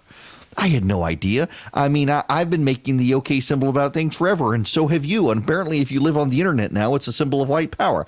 I didn't even know this until the outrage over the weekend, but apparently some internet trolls came up with this.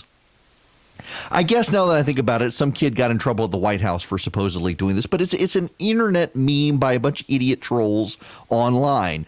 Well, at the Army-Navy game, the cadets were playing the circle game, where you make the circle, but it looks like the OK symbol, which is a white power symbol, and now the cadets are under investigation because people on social media are outraged that they were making the white power symbol at the Army-Navy game. When if you watch the video, seems pretty clear they're playing the circle game, boys being boys, wanting to punch each other, Army and Navy wanting to punch each other. This is their excuse. Instead of having an all-out fight, they're playing the circle game. Yes. Does it strike you as stupid as well? It does to me, but these cadets are under investigation for internet trolls. Okay, so same thing here. Hallmark. Hallmark featured a commercial that showed 2 lesbians getting married and kissing. And I haven't seen the commercial. I assume they were attractive, so I'm not sure who complained. But apparently someone complained that Hallmark was showing a commercial of 2 lesbians getting married and kissing at their wedding. And Hallmark has a very high percentage of Christians watching. I've never seen a Hallmark movie, and I don't plan to start. Apparently, so Hallmark has a large Christian audience that was offended by showing 2 lesbians kissing at an altar before a preacher, I guess. And I can see that. Marriage is between a man and a woman. And as far as Christians are concerned, so Hallmark decided to take the ad. Well, now the Alphabet Gang has come out and which with pitchforks, Hallmark will be made to care. And now Hallmark is apologizing. They've done the glad shakedown with the gay rights groups, and they're paying. They're going to offer up some money, and they want the advertiser back, and they're apologizing for ever daring to offend the gay rights community as opposed to the Christians. You will be made to care, people. 50. You will be made to care. One side has to be offended. The other side. The whole thing's a dumb controversy, though. It all again started on social media.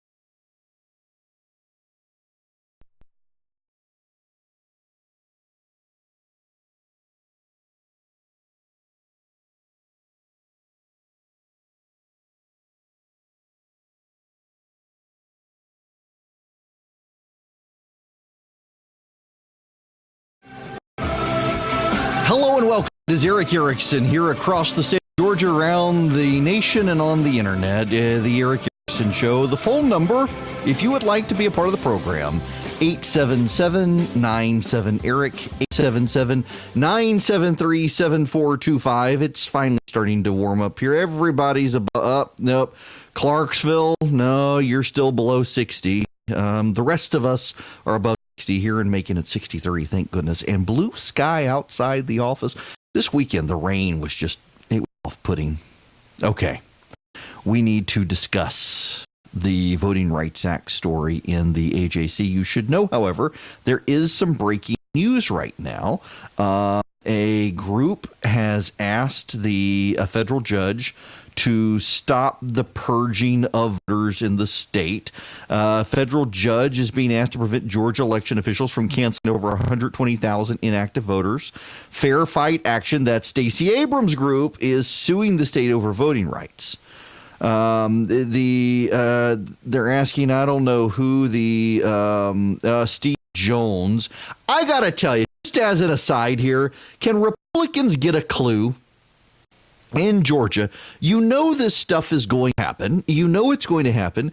So when the Secretary of State says they're going to begin the biennial purging of voters, every odd-numbered year in Georgia, the law requires they clean up the voter rolls and purge voters. Now, keep in mind, these are voters who haven't voted or even had contact with the Board of Elections in more than 7 years. It's 300-some-odd-thousand people. The bulk of them are people who we know have moved out of state or changed their residency to new counties in the state, and so their old counties are being purged. So it's 120,000 people we've never heard of. They filed a lawsuit several years ago, and the whole thing was upheld. And so now they're filing it again, wanting to do it all over again. Listen, we know they're going to do this. It was abundantly clear that one of these activist groups was going to do it. I don't know for the life of me why Republicans preempt this stuff. Down in Bibb County, I'm here in Macon in Bibb County, where I'm broadcasting this show. Through a miracle of technology, it goes to my flagship station, WGAU, and ads, and out around the state of Georgia to Clarksville and WCHM and Rome and WRGA and around the state it goes, Dalton and Jasper, up into the mountains and down to Adel and Quitman and Valdosta and Vidalia and you name it. But here in Macon, it's unique. Yeah, Macon is very unique, let's just admit. But it's unique because there is a Secretary of State's branch office in Macon. And do you know what else is in Macon? A federal district court for the Middle District of Georgia, which just so happens to be with the appointment of Tillman E. III, President Trump's nominee, who has been confirmed by the Senate for the Middle District of Georgia. It is a majority Republican appointed bench in the state of Georgia, as opposed to the Northern District, which I think has more Democratic appointees than Republican appointees. So if Republicans preemptively file a case on these things in the Middle District of Georgia, where there's jurisdiction, because there is a Secretary of State's office, then they at least have a fighting chance of getting a conservative judge instead of a liberal judge. And a conservative judge is probably going to say, hey, wait a second. You guys filed this exact same lawsuit 4 years ago and lost. There's no way I'm going to enjoin it this time. That's not going to happen. Gone to the federal district, the Northern District, and I suspect they're going to get a. Let's find out. We can see who is. Yes, Athens. He's in Northern District. Yep. A Barack Obama appointee. Coincidence? They file it. It just so happens to go to a Barack Obama appointee, and it's going to probably be held up. Again, you know these things are going to happen.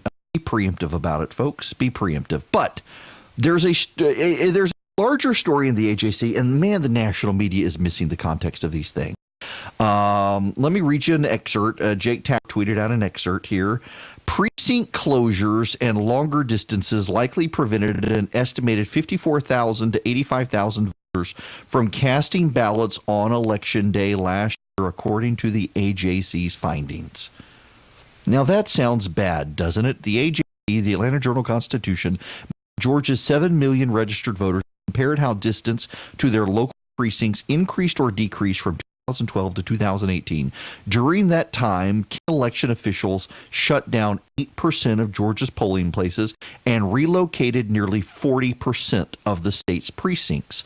Most of the precinct closures and relocations occurred after the U.S. Supreme Court ended federal oversight of the Voting Rights Act.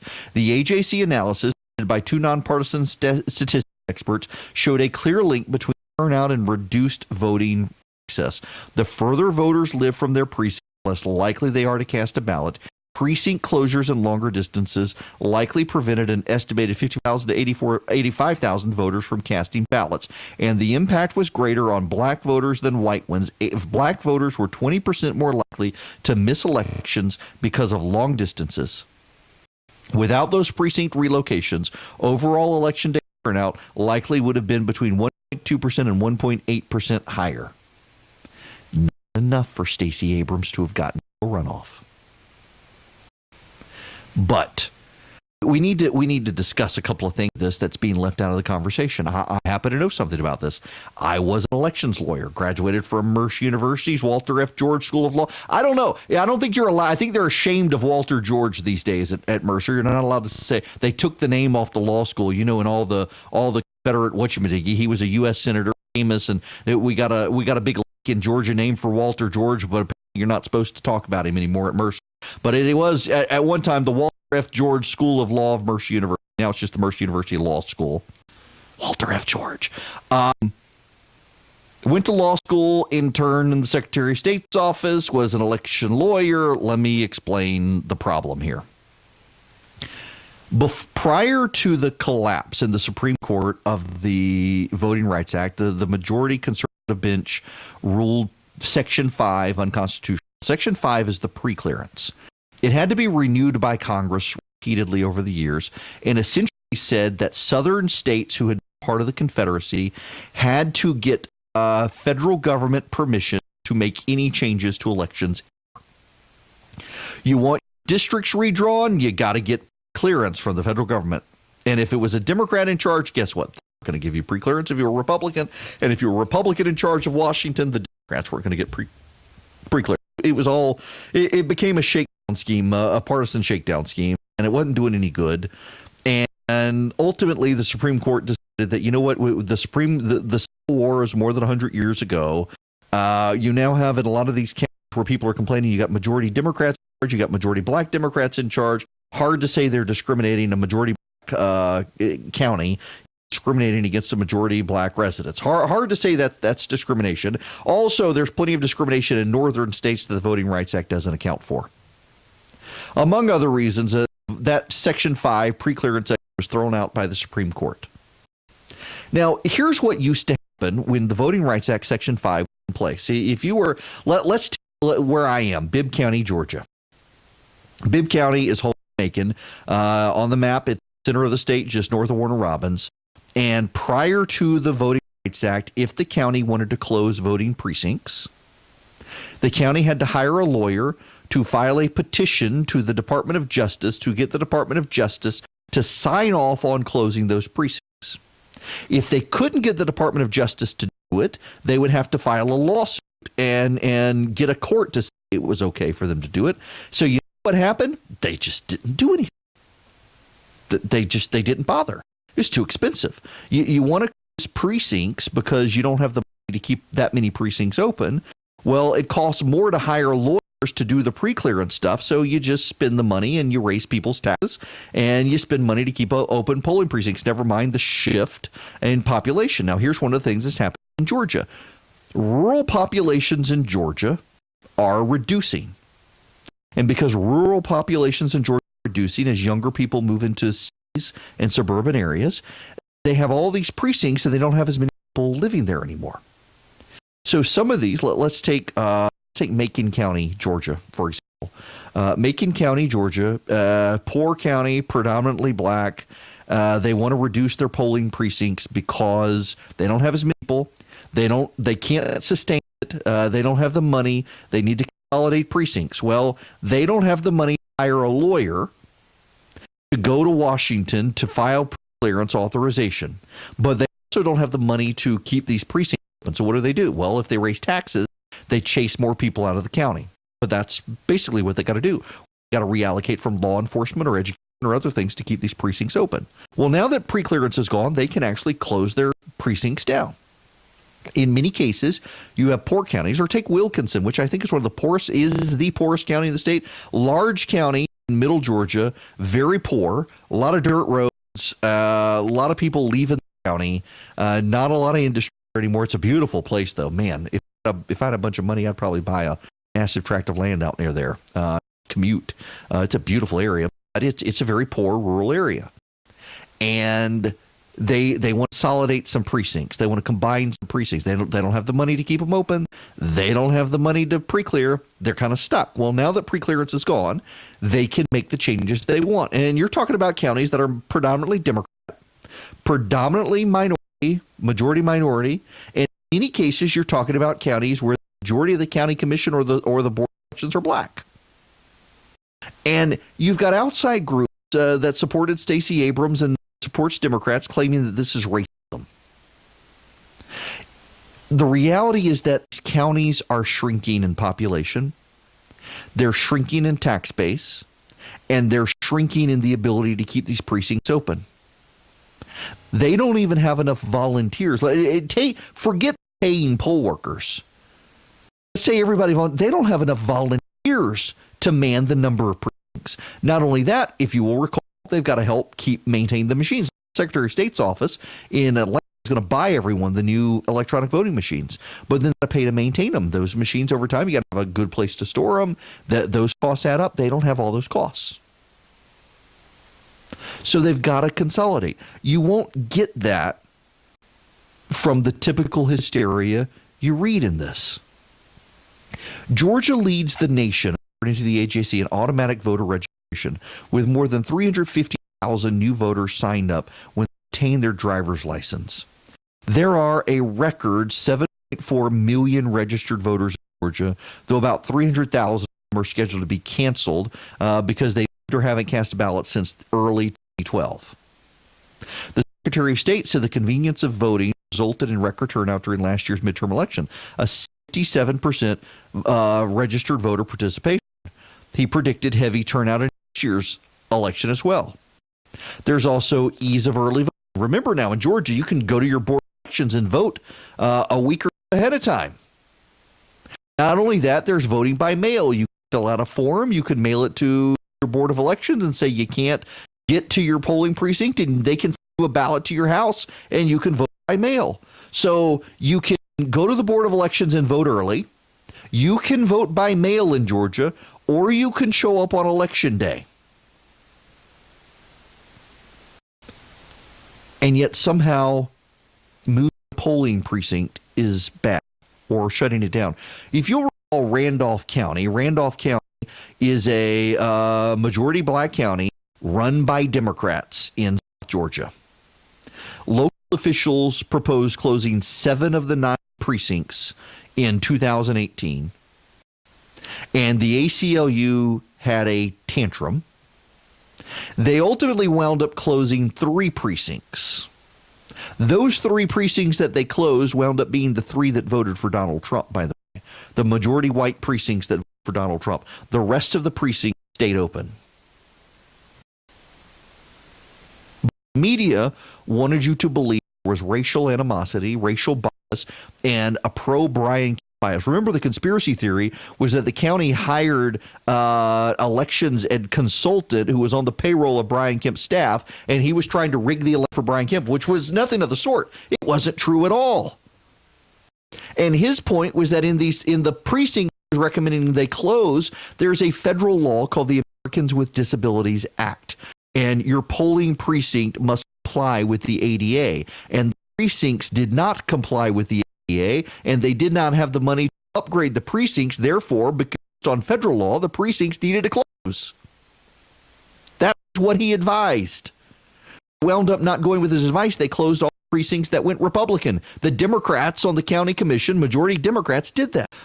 time and time again, people try to find racial animosity as the reason these things happen and ask you to pay no attention to the fact they are either majority black counties, majority black county commissions, or majority Democrats. Somehow, supposedly, mysteriously, they're trying to benefit the Republicans. The facts never add up to these things, but they continue with the hysteria. The reality is the Voting Rights Act drived up costs on counties, and oftentimes it was cheaper for counties to go with the status quo than to hire a lawyer to make decisions that needed to happen to long-term save money, and they were losing money. Now they don't have the pre-clearance requirement, and so they don't have to hire the lawyers. They can just close the precincts. And what you have are predominantly Democratic counties making these decisions.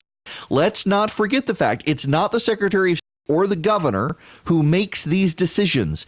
It is local counties that make the decisions. It is local boards of elections that make these decisions.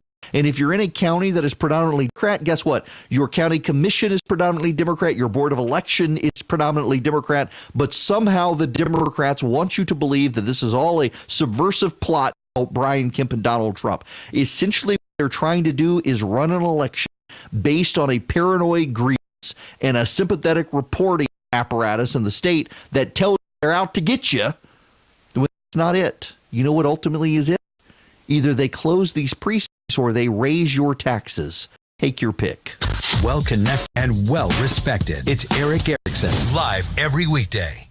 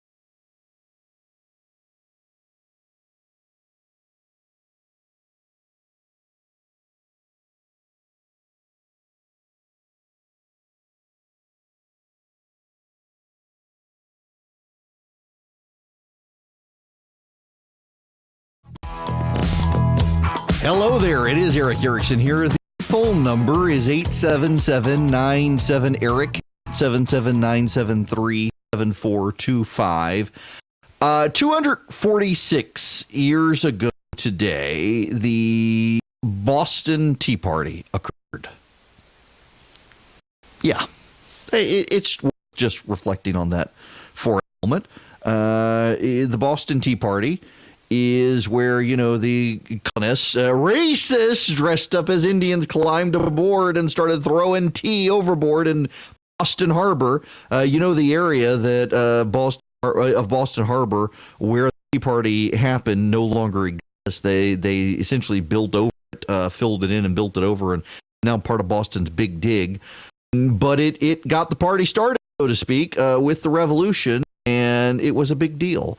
And I think that we as Americans often lose sight of these moments in American history. I got to tell you, before he left office, this is slightly humble brag, I realize.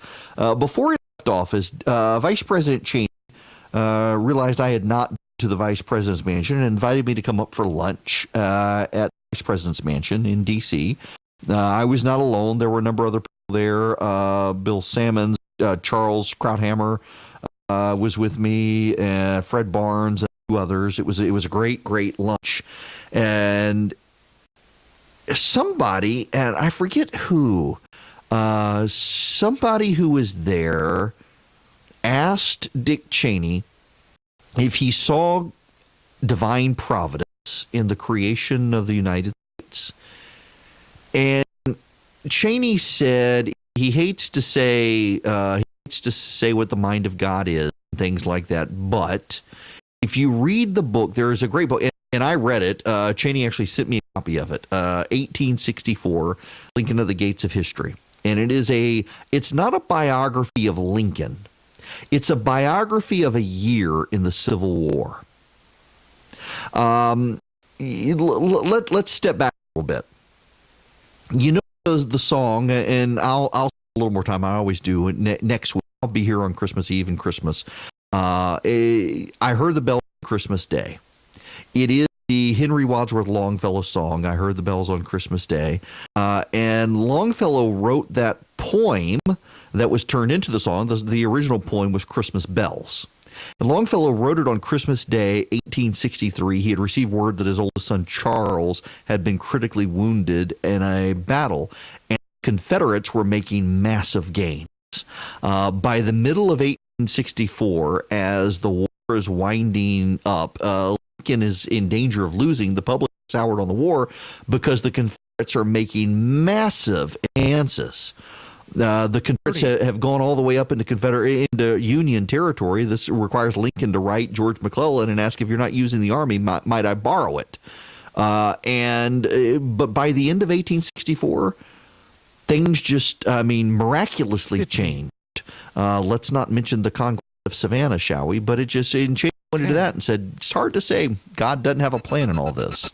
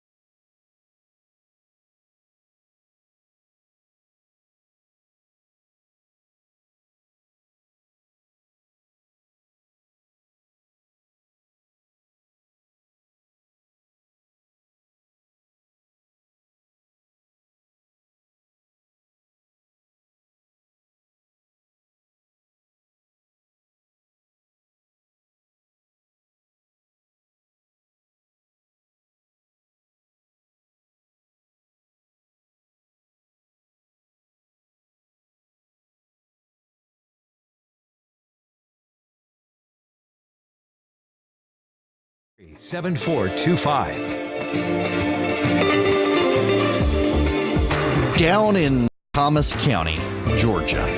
Boston, Georgia. I didn't even speak of Boston Tea Party. This is more like the Boston Beer Party down in Georgia. Thomas County, Thomasville, not Thomaston, but Thomasville. Yes. A man apparently felt so bad about, but this is like Florida man has come to Georgia. A man felt so bad about breaking the law, he called the police 3 times to confess. Lieutenant Tim Watkins of the Thomas County Sheriff's Office told the Thomasville Times-Enterprise, a man called at 5 a.m. Friday to say he had stolen a car in Thomasville and was now about 2 miles away in Boston, Georgia.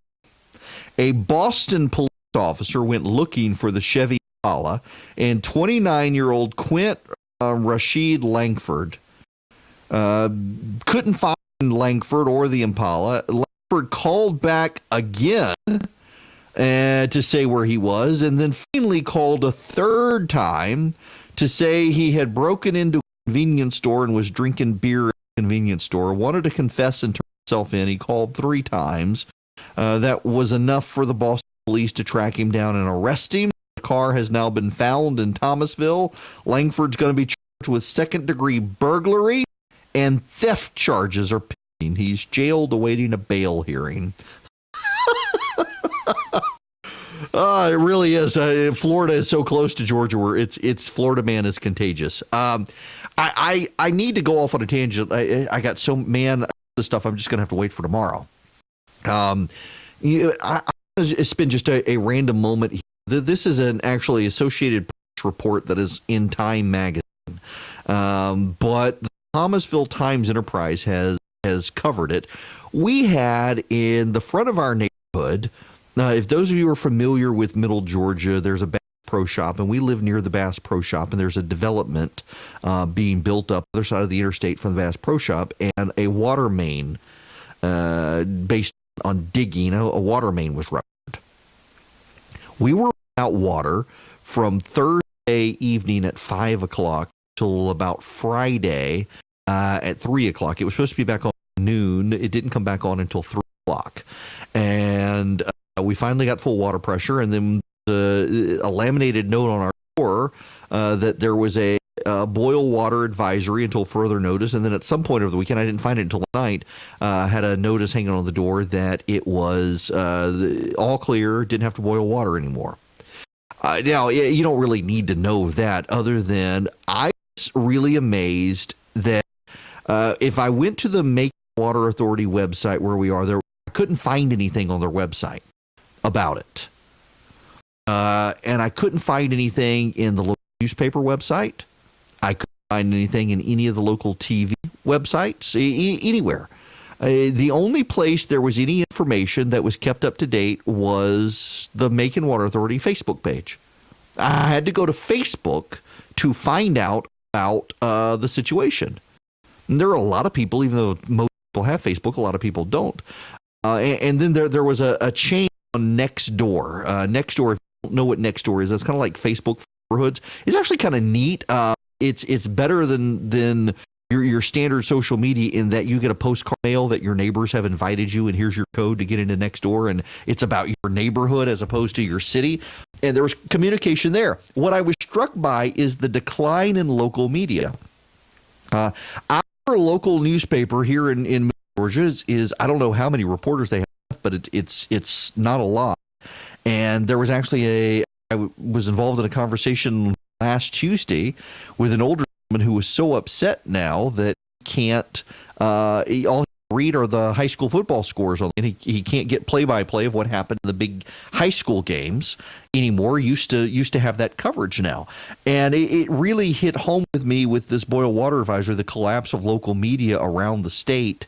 The things used to be covered like this, you've now got to go to Facebook and actively find the information yourself. You know, local newspapers covering stuff like boil water advisories for parts of the community. And if it it leads with even the TV news websites. There are lots of crime reports, but not a ton of stuff about local things like a boil water advisory that actually potentially puts people's health at risk. It's just really a wake-up call in the decline of local media. And frankly, it's the reason I wanted to do this program across Georgia now is because we don't have a ton of media covering a ton of stories that are statewide stories, and you don't have any news shows. For example, if you listen to your typical talk radio station, you're going to find a host of shows, and those shows are going to be national news shows, and those shows as national news shows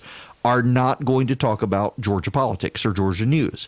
And if you've been listening to this program today, I certainly talk about my fair share of national politics and national news and national culture, but also try to talk about specifically stories in Georgia, like precincts and the collapse of voting precincts and the impact pre-exemption or pre-clearance by the federal government in Georgia and the AJC report, things like that.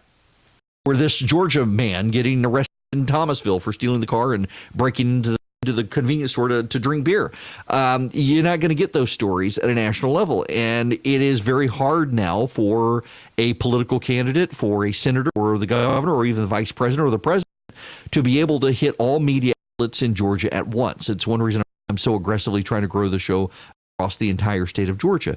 So, and I made no bones about it. One day I would like to focus much more on national stuff. I would like to have a nationally syndicated radio show as opposed to just regional show or a Georgia show. And hopefully one day that will come, but I can't ignore it. And then my own backyard, there are certainly stories. I mean, the pre-clearance story is a perfect example. It's a Georgia story, but it's getting national attention, and it's great to be able to weave that in. But for right now, being a show in Georgia and trying to find news about Georgia, it really is amazing to me, one, the collapse of newspapers around the state. You used to be able to go to newspaper websites around the state and find detailed local news, and it's real hard to do that now. The Macon paper or the Columbus paper are both by McClatchy, and typically you go to either one and you think you're looking at the same website, but for a blurb or two different.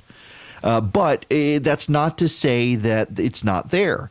Local TV stations in particular are picking up the slack, or radio outlets. For example, in Athens, you can go to the Banner Herald website or go to WGAU Radio, which is a talk station and has news about that area. In fact, you can find more of it there. Go to Savannah. You can go to some of the different radio and TV stations in Savannah often and find more news than you can about the local area in Savannah. The Savannah and the Augusta papers as well are kind of no longer putting out the copious volume of local information. The downside of those, though, is that by their nature, TV and radio news is short. You've only for your evening newscast 30 minutes, and in that 30 minutes, you got to do news, you got to do weather, you got to do sports, you got to do community interest stuff. With a newspaper, you have much more to be able to do it, and the newspapers aren't doing it.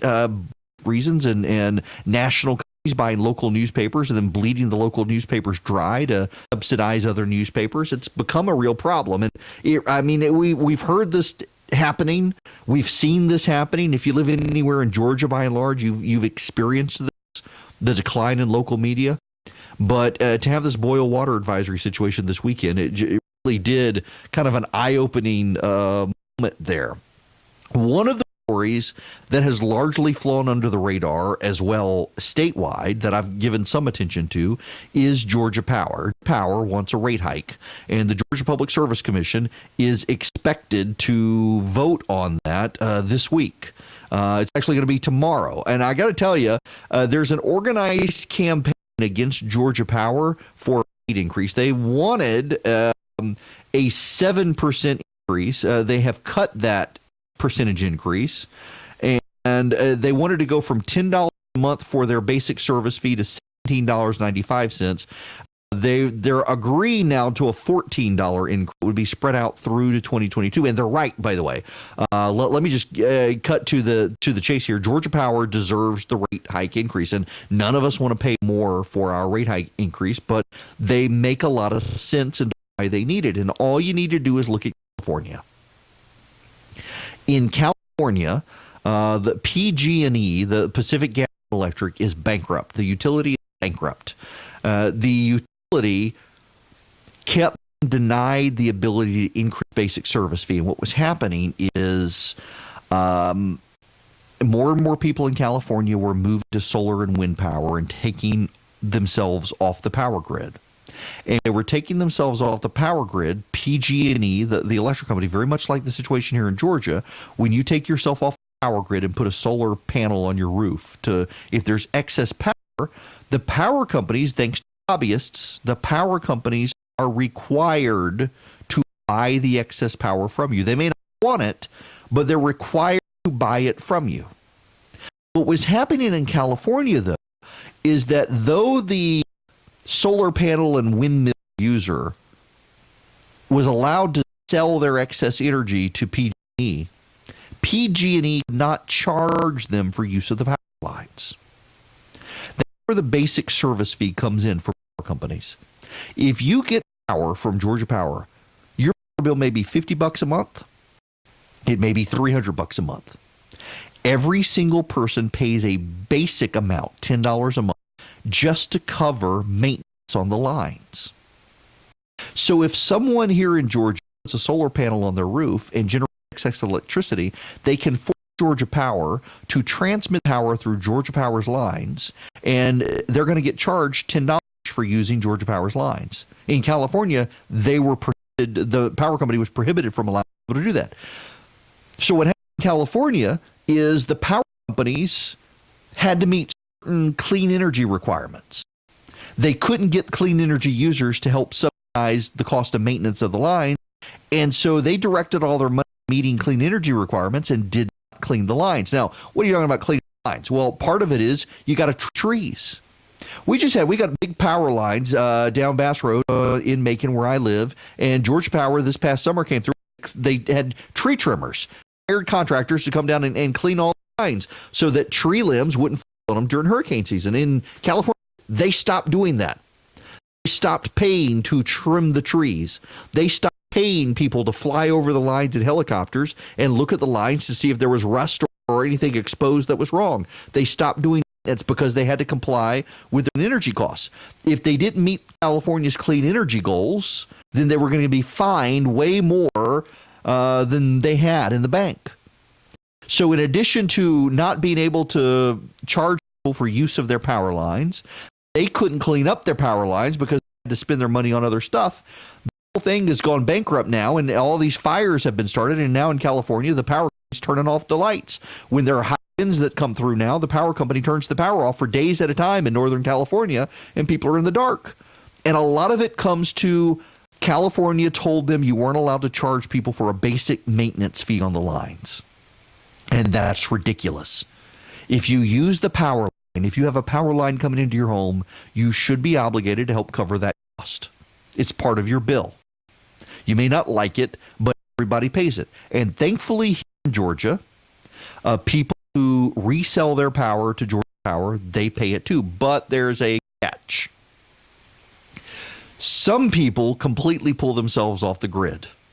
And it's always rich people. It's always rich people in Atlanta.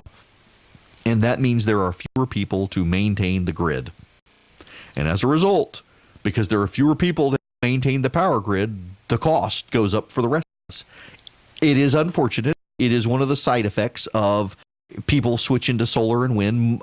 Here in the Atlanta area, the solar power adoption in Atlanta is not great. It has more to do in South Georgia, and Georgia Power, frankly, is catching up. You go south of Macon, there's a huge solar energy field. They got solar, I mean, it looks like weeds sprouting up, but it's solar power panels all over, and they're doing a good job of trying to convert where they can to solar power. But, I mean, with the weather like we've had in Georgia the last couple of weeks, I can't imagine that they're going to be making as much off the solar power panel grid as a lot of environmentalists claim they will, because it gets cloudy in Georgia. There's this thing, rain, that they don't have in the desert they have here. But nonetheless, in any event, so Georgia Power wanted to jack up their $17 an hour. They're going to jack it up to $14 an hour. They're going to spread out the increase. It'll be $12 by 2021, $14 in 2022.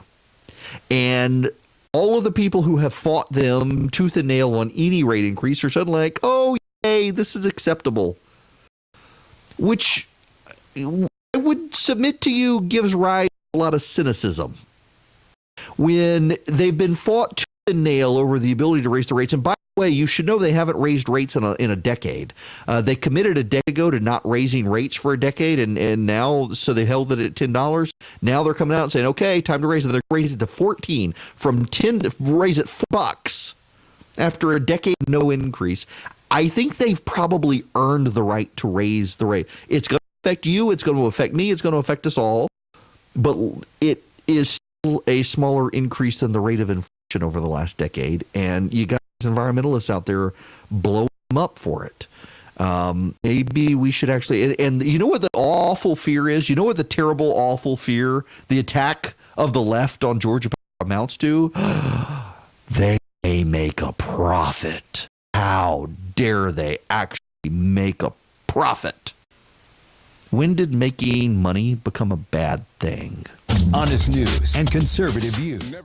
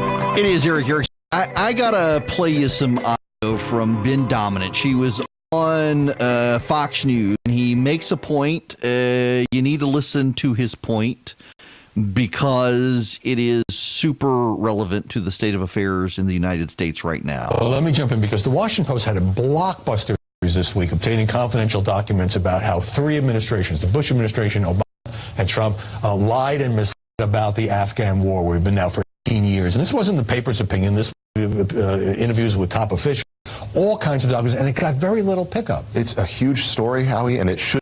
I think most Americans are probably not surprised that the government has been spinning this story about the Afghanistan war to them over the years, but it should be the biggest story that we're talking about because we've spent $1 trillion and lost more than 2,300 American lives in a war that really don't know the purpose of anymore. And yet this story was not the one people were paying attention to. In fact, I consulted with Grabian, an internet service that tracks these sorts of things. And in the past 4 days, Jake Tapper raised it this morning for the first time, but in the past 4 days, CNN did no segments on the Afghanistan papers, but they did do 4 segments on this controversy that they were ginning up about this Thanos meme that the president had, his supporters had tweeted out. Thanos is a Marvel Comics villain. Yeah, for those of you who don't know, the president's campaign team sent out a video meme on Twitter of the president's face digitized onto Thanos, and he snapped collapse the Infinity Gauntlet. And Nancy Pelosi and the Democrats, as they're having their impeachment press conference, they all turn to ash. And that deeply, deeply upset Don Lemon on CNN. Really upset Don Lemon that they would do this. His monologue, I played it several times the other day just to laugh at it. Don Lemon was very upset, but it continued on CNN. And they had 4 or 5 stories about the Thanos meme on CNN. They didn't cover, if Dominic is right, and I got no reason to doubt him, he and I used Grabian, and I went in and looked as well, and I can't find it anywhere. CNN did not cover the Afghan papers. If you're not familiar with the Afghanistan papers, the Afghanistan papers are from Open Records Act lawsuit, or Information Act lawsuit by the Washington Post, showing essentially, going back to the Bush administration, the Democrats and Republicans alike, Obama and Bush, and the diplomats and bureaucrats in the Defense Department and State Department have essentially engaged in a long-term cover-up of what's happening in Afghanistan. It's a really bad look for the government. It's very much like the Gone Papers against during Vietnam, where rosy projections were offered up that we weren't actually meeting, and they were led to have you believe that, in fact, we were making progress when we weren't. We've moved on from the story. It's a huge, huge story. The government has essentially been lying for a decade about Afghanistan. The government essentially has fabricated data on Afghanistan. That's a really big freaking deal. Really big deal. And we're not even talking about it anymore. We're not covering it. The Afghanistan conflict has been replaced by a meme and an obsession about Donald Trump. And that's part of the issue here. There's a genuine obsession on the left about the president now. And it's fortunate because what they've done is they have allowed the president to control them and shape their news coverage in ways that I don't think really is appropriate, and there's no way around it. And by the way, I don't mean that disparagingly on the president. I mean as a pretty damning indictment on the American press, that if the president gets on Twitter right now and says, how about Kofifi makes a typo, for the next week, all we're going to hear about in the media is that the president, what did the president mean by Kofifi? And I'm not making that up because that actually happened. The press spent a week on the president making a typo on Twitter and not deleting it. 30. The president has a superpower. He can get on Twitter and tweet something and send the media off in any direction. And he's been able to get them to completely ignore the Afghanistan story. It's a huge sensational story of media suing the government to get classified information, and the media isn't even talking about it because the president tweeted a meme about those. That's absurd.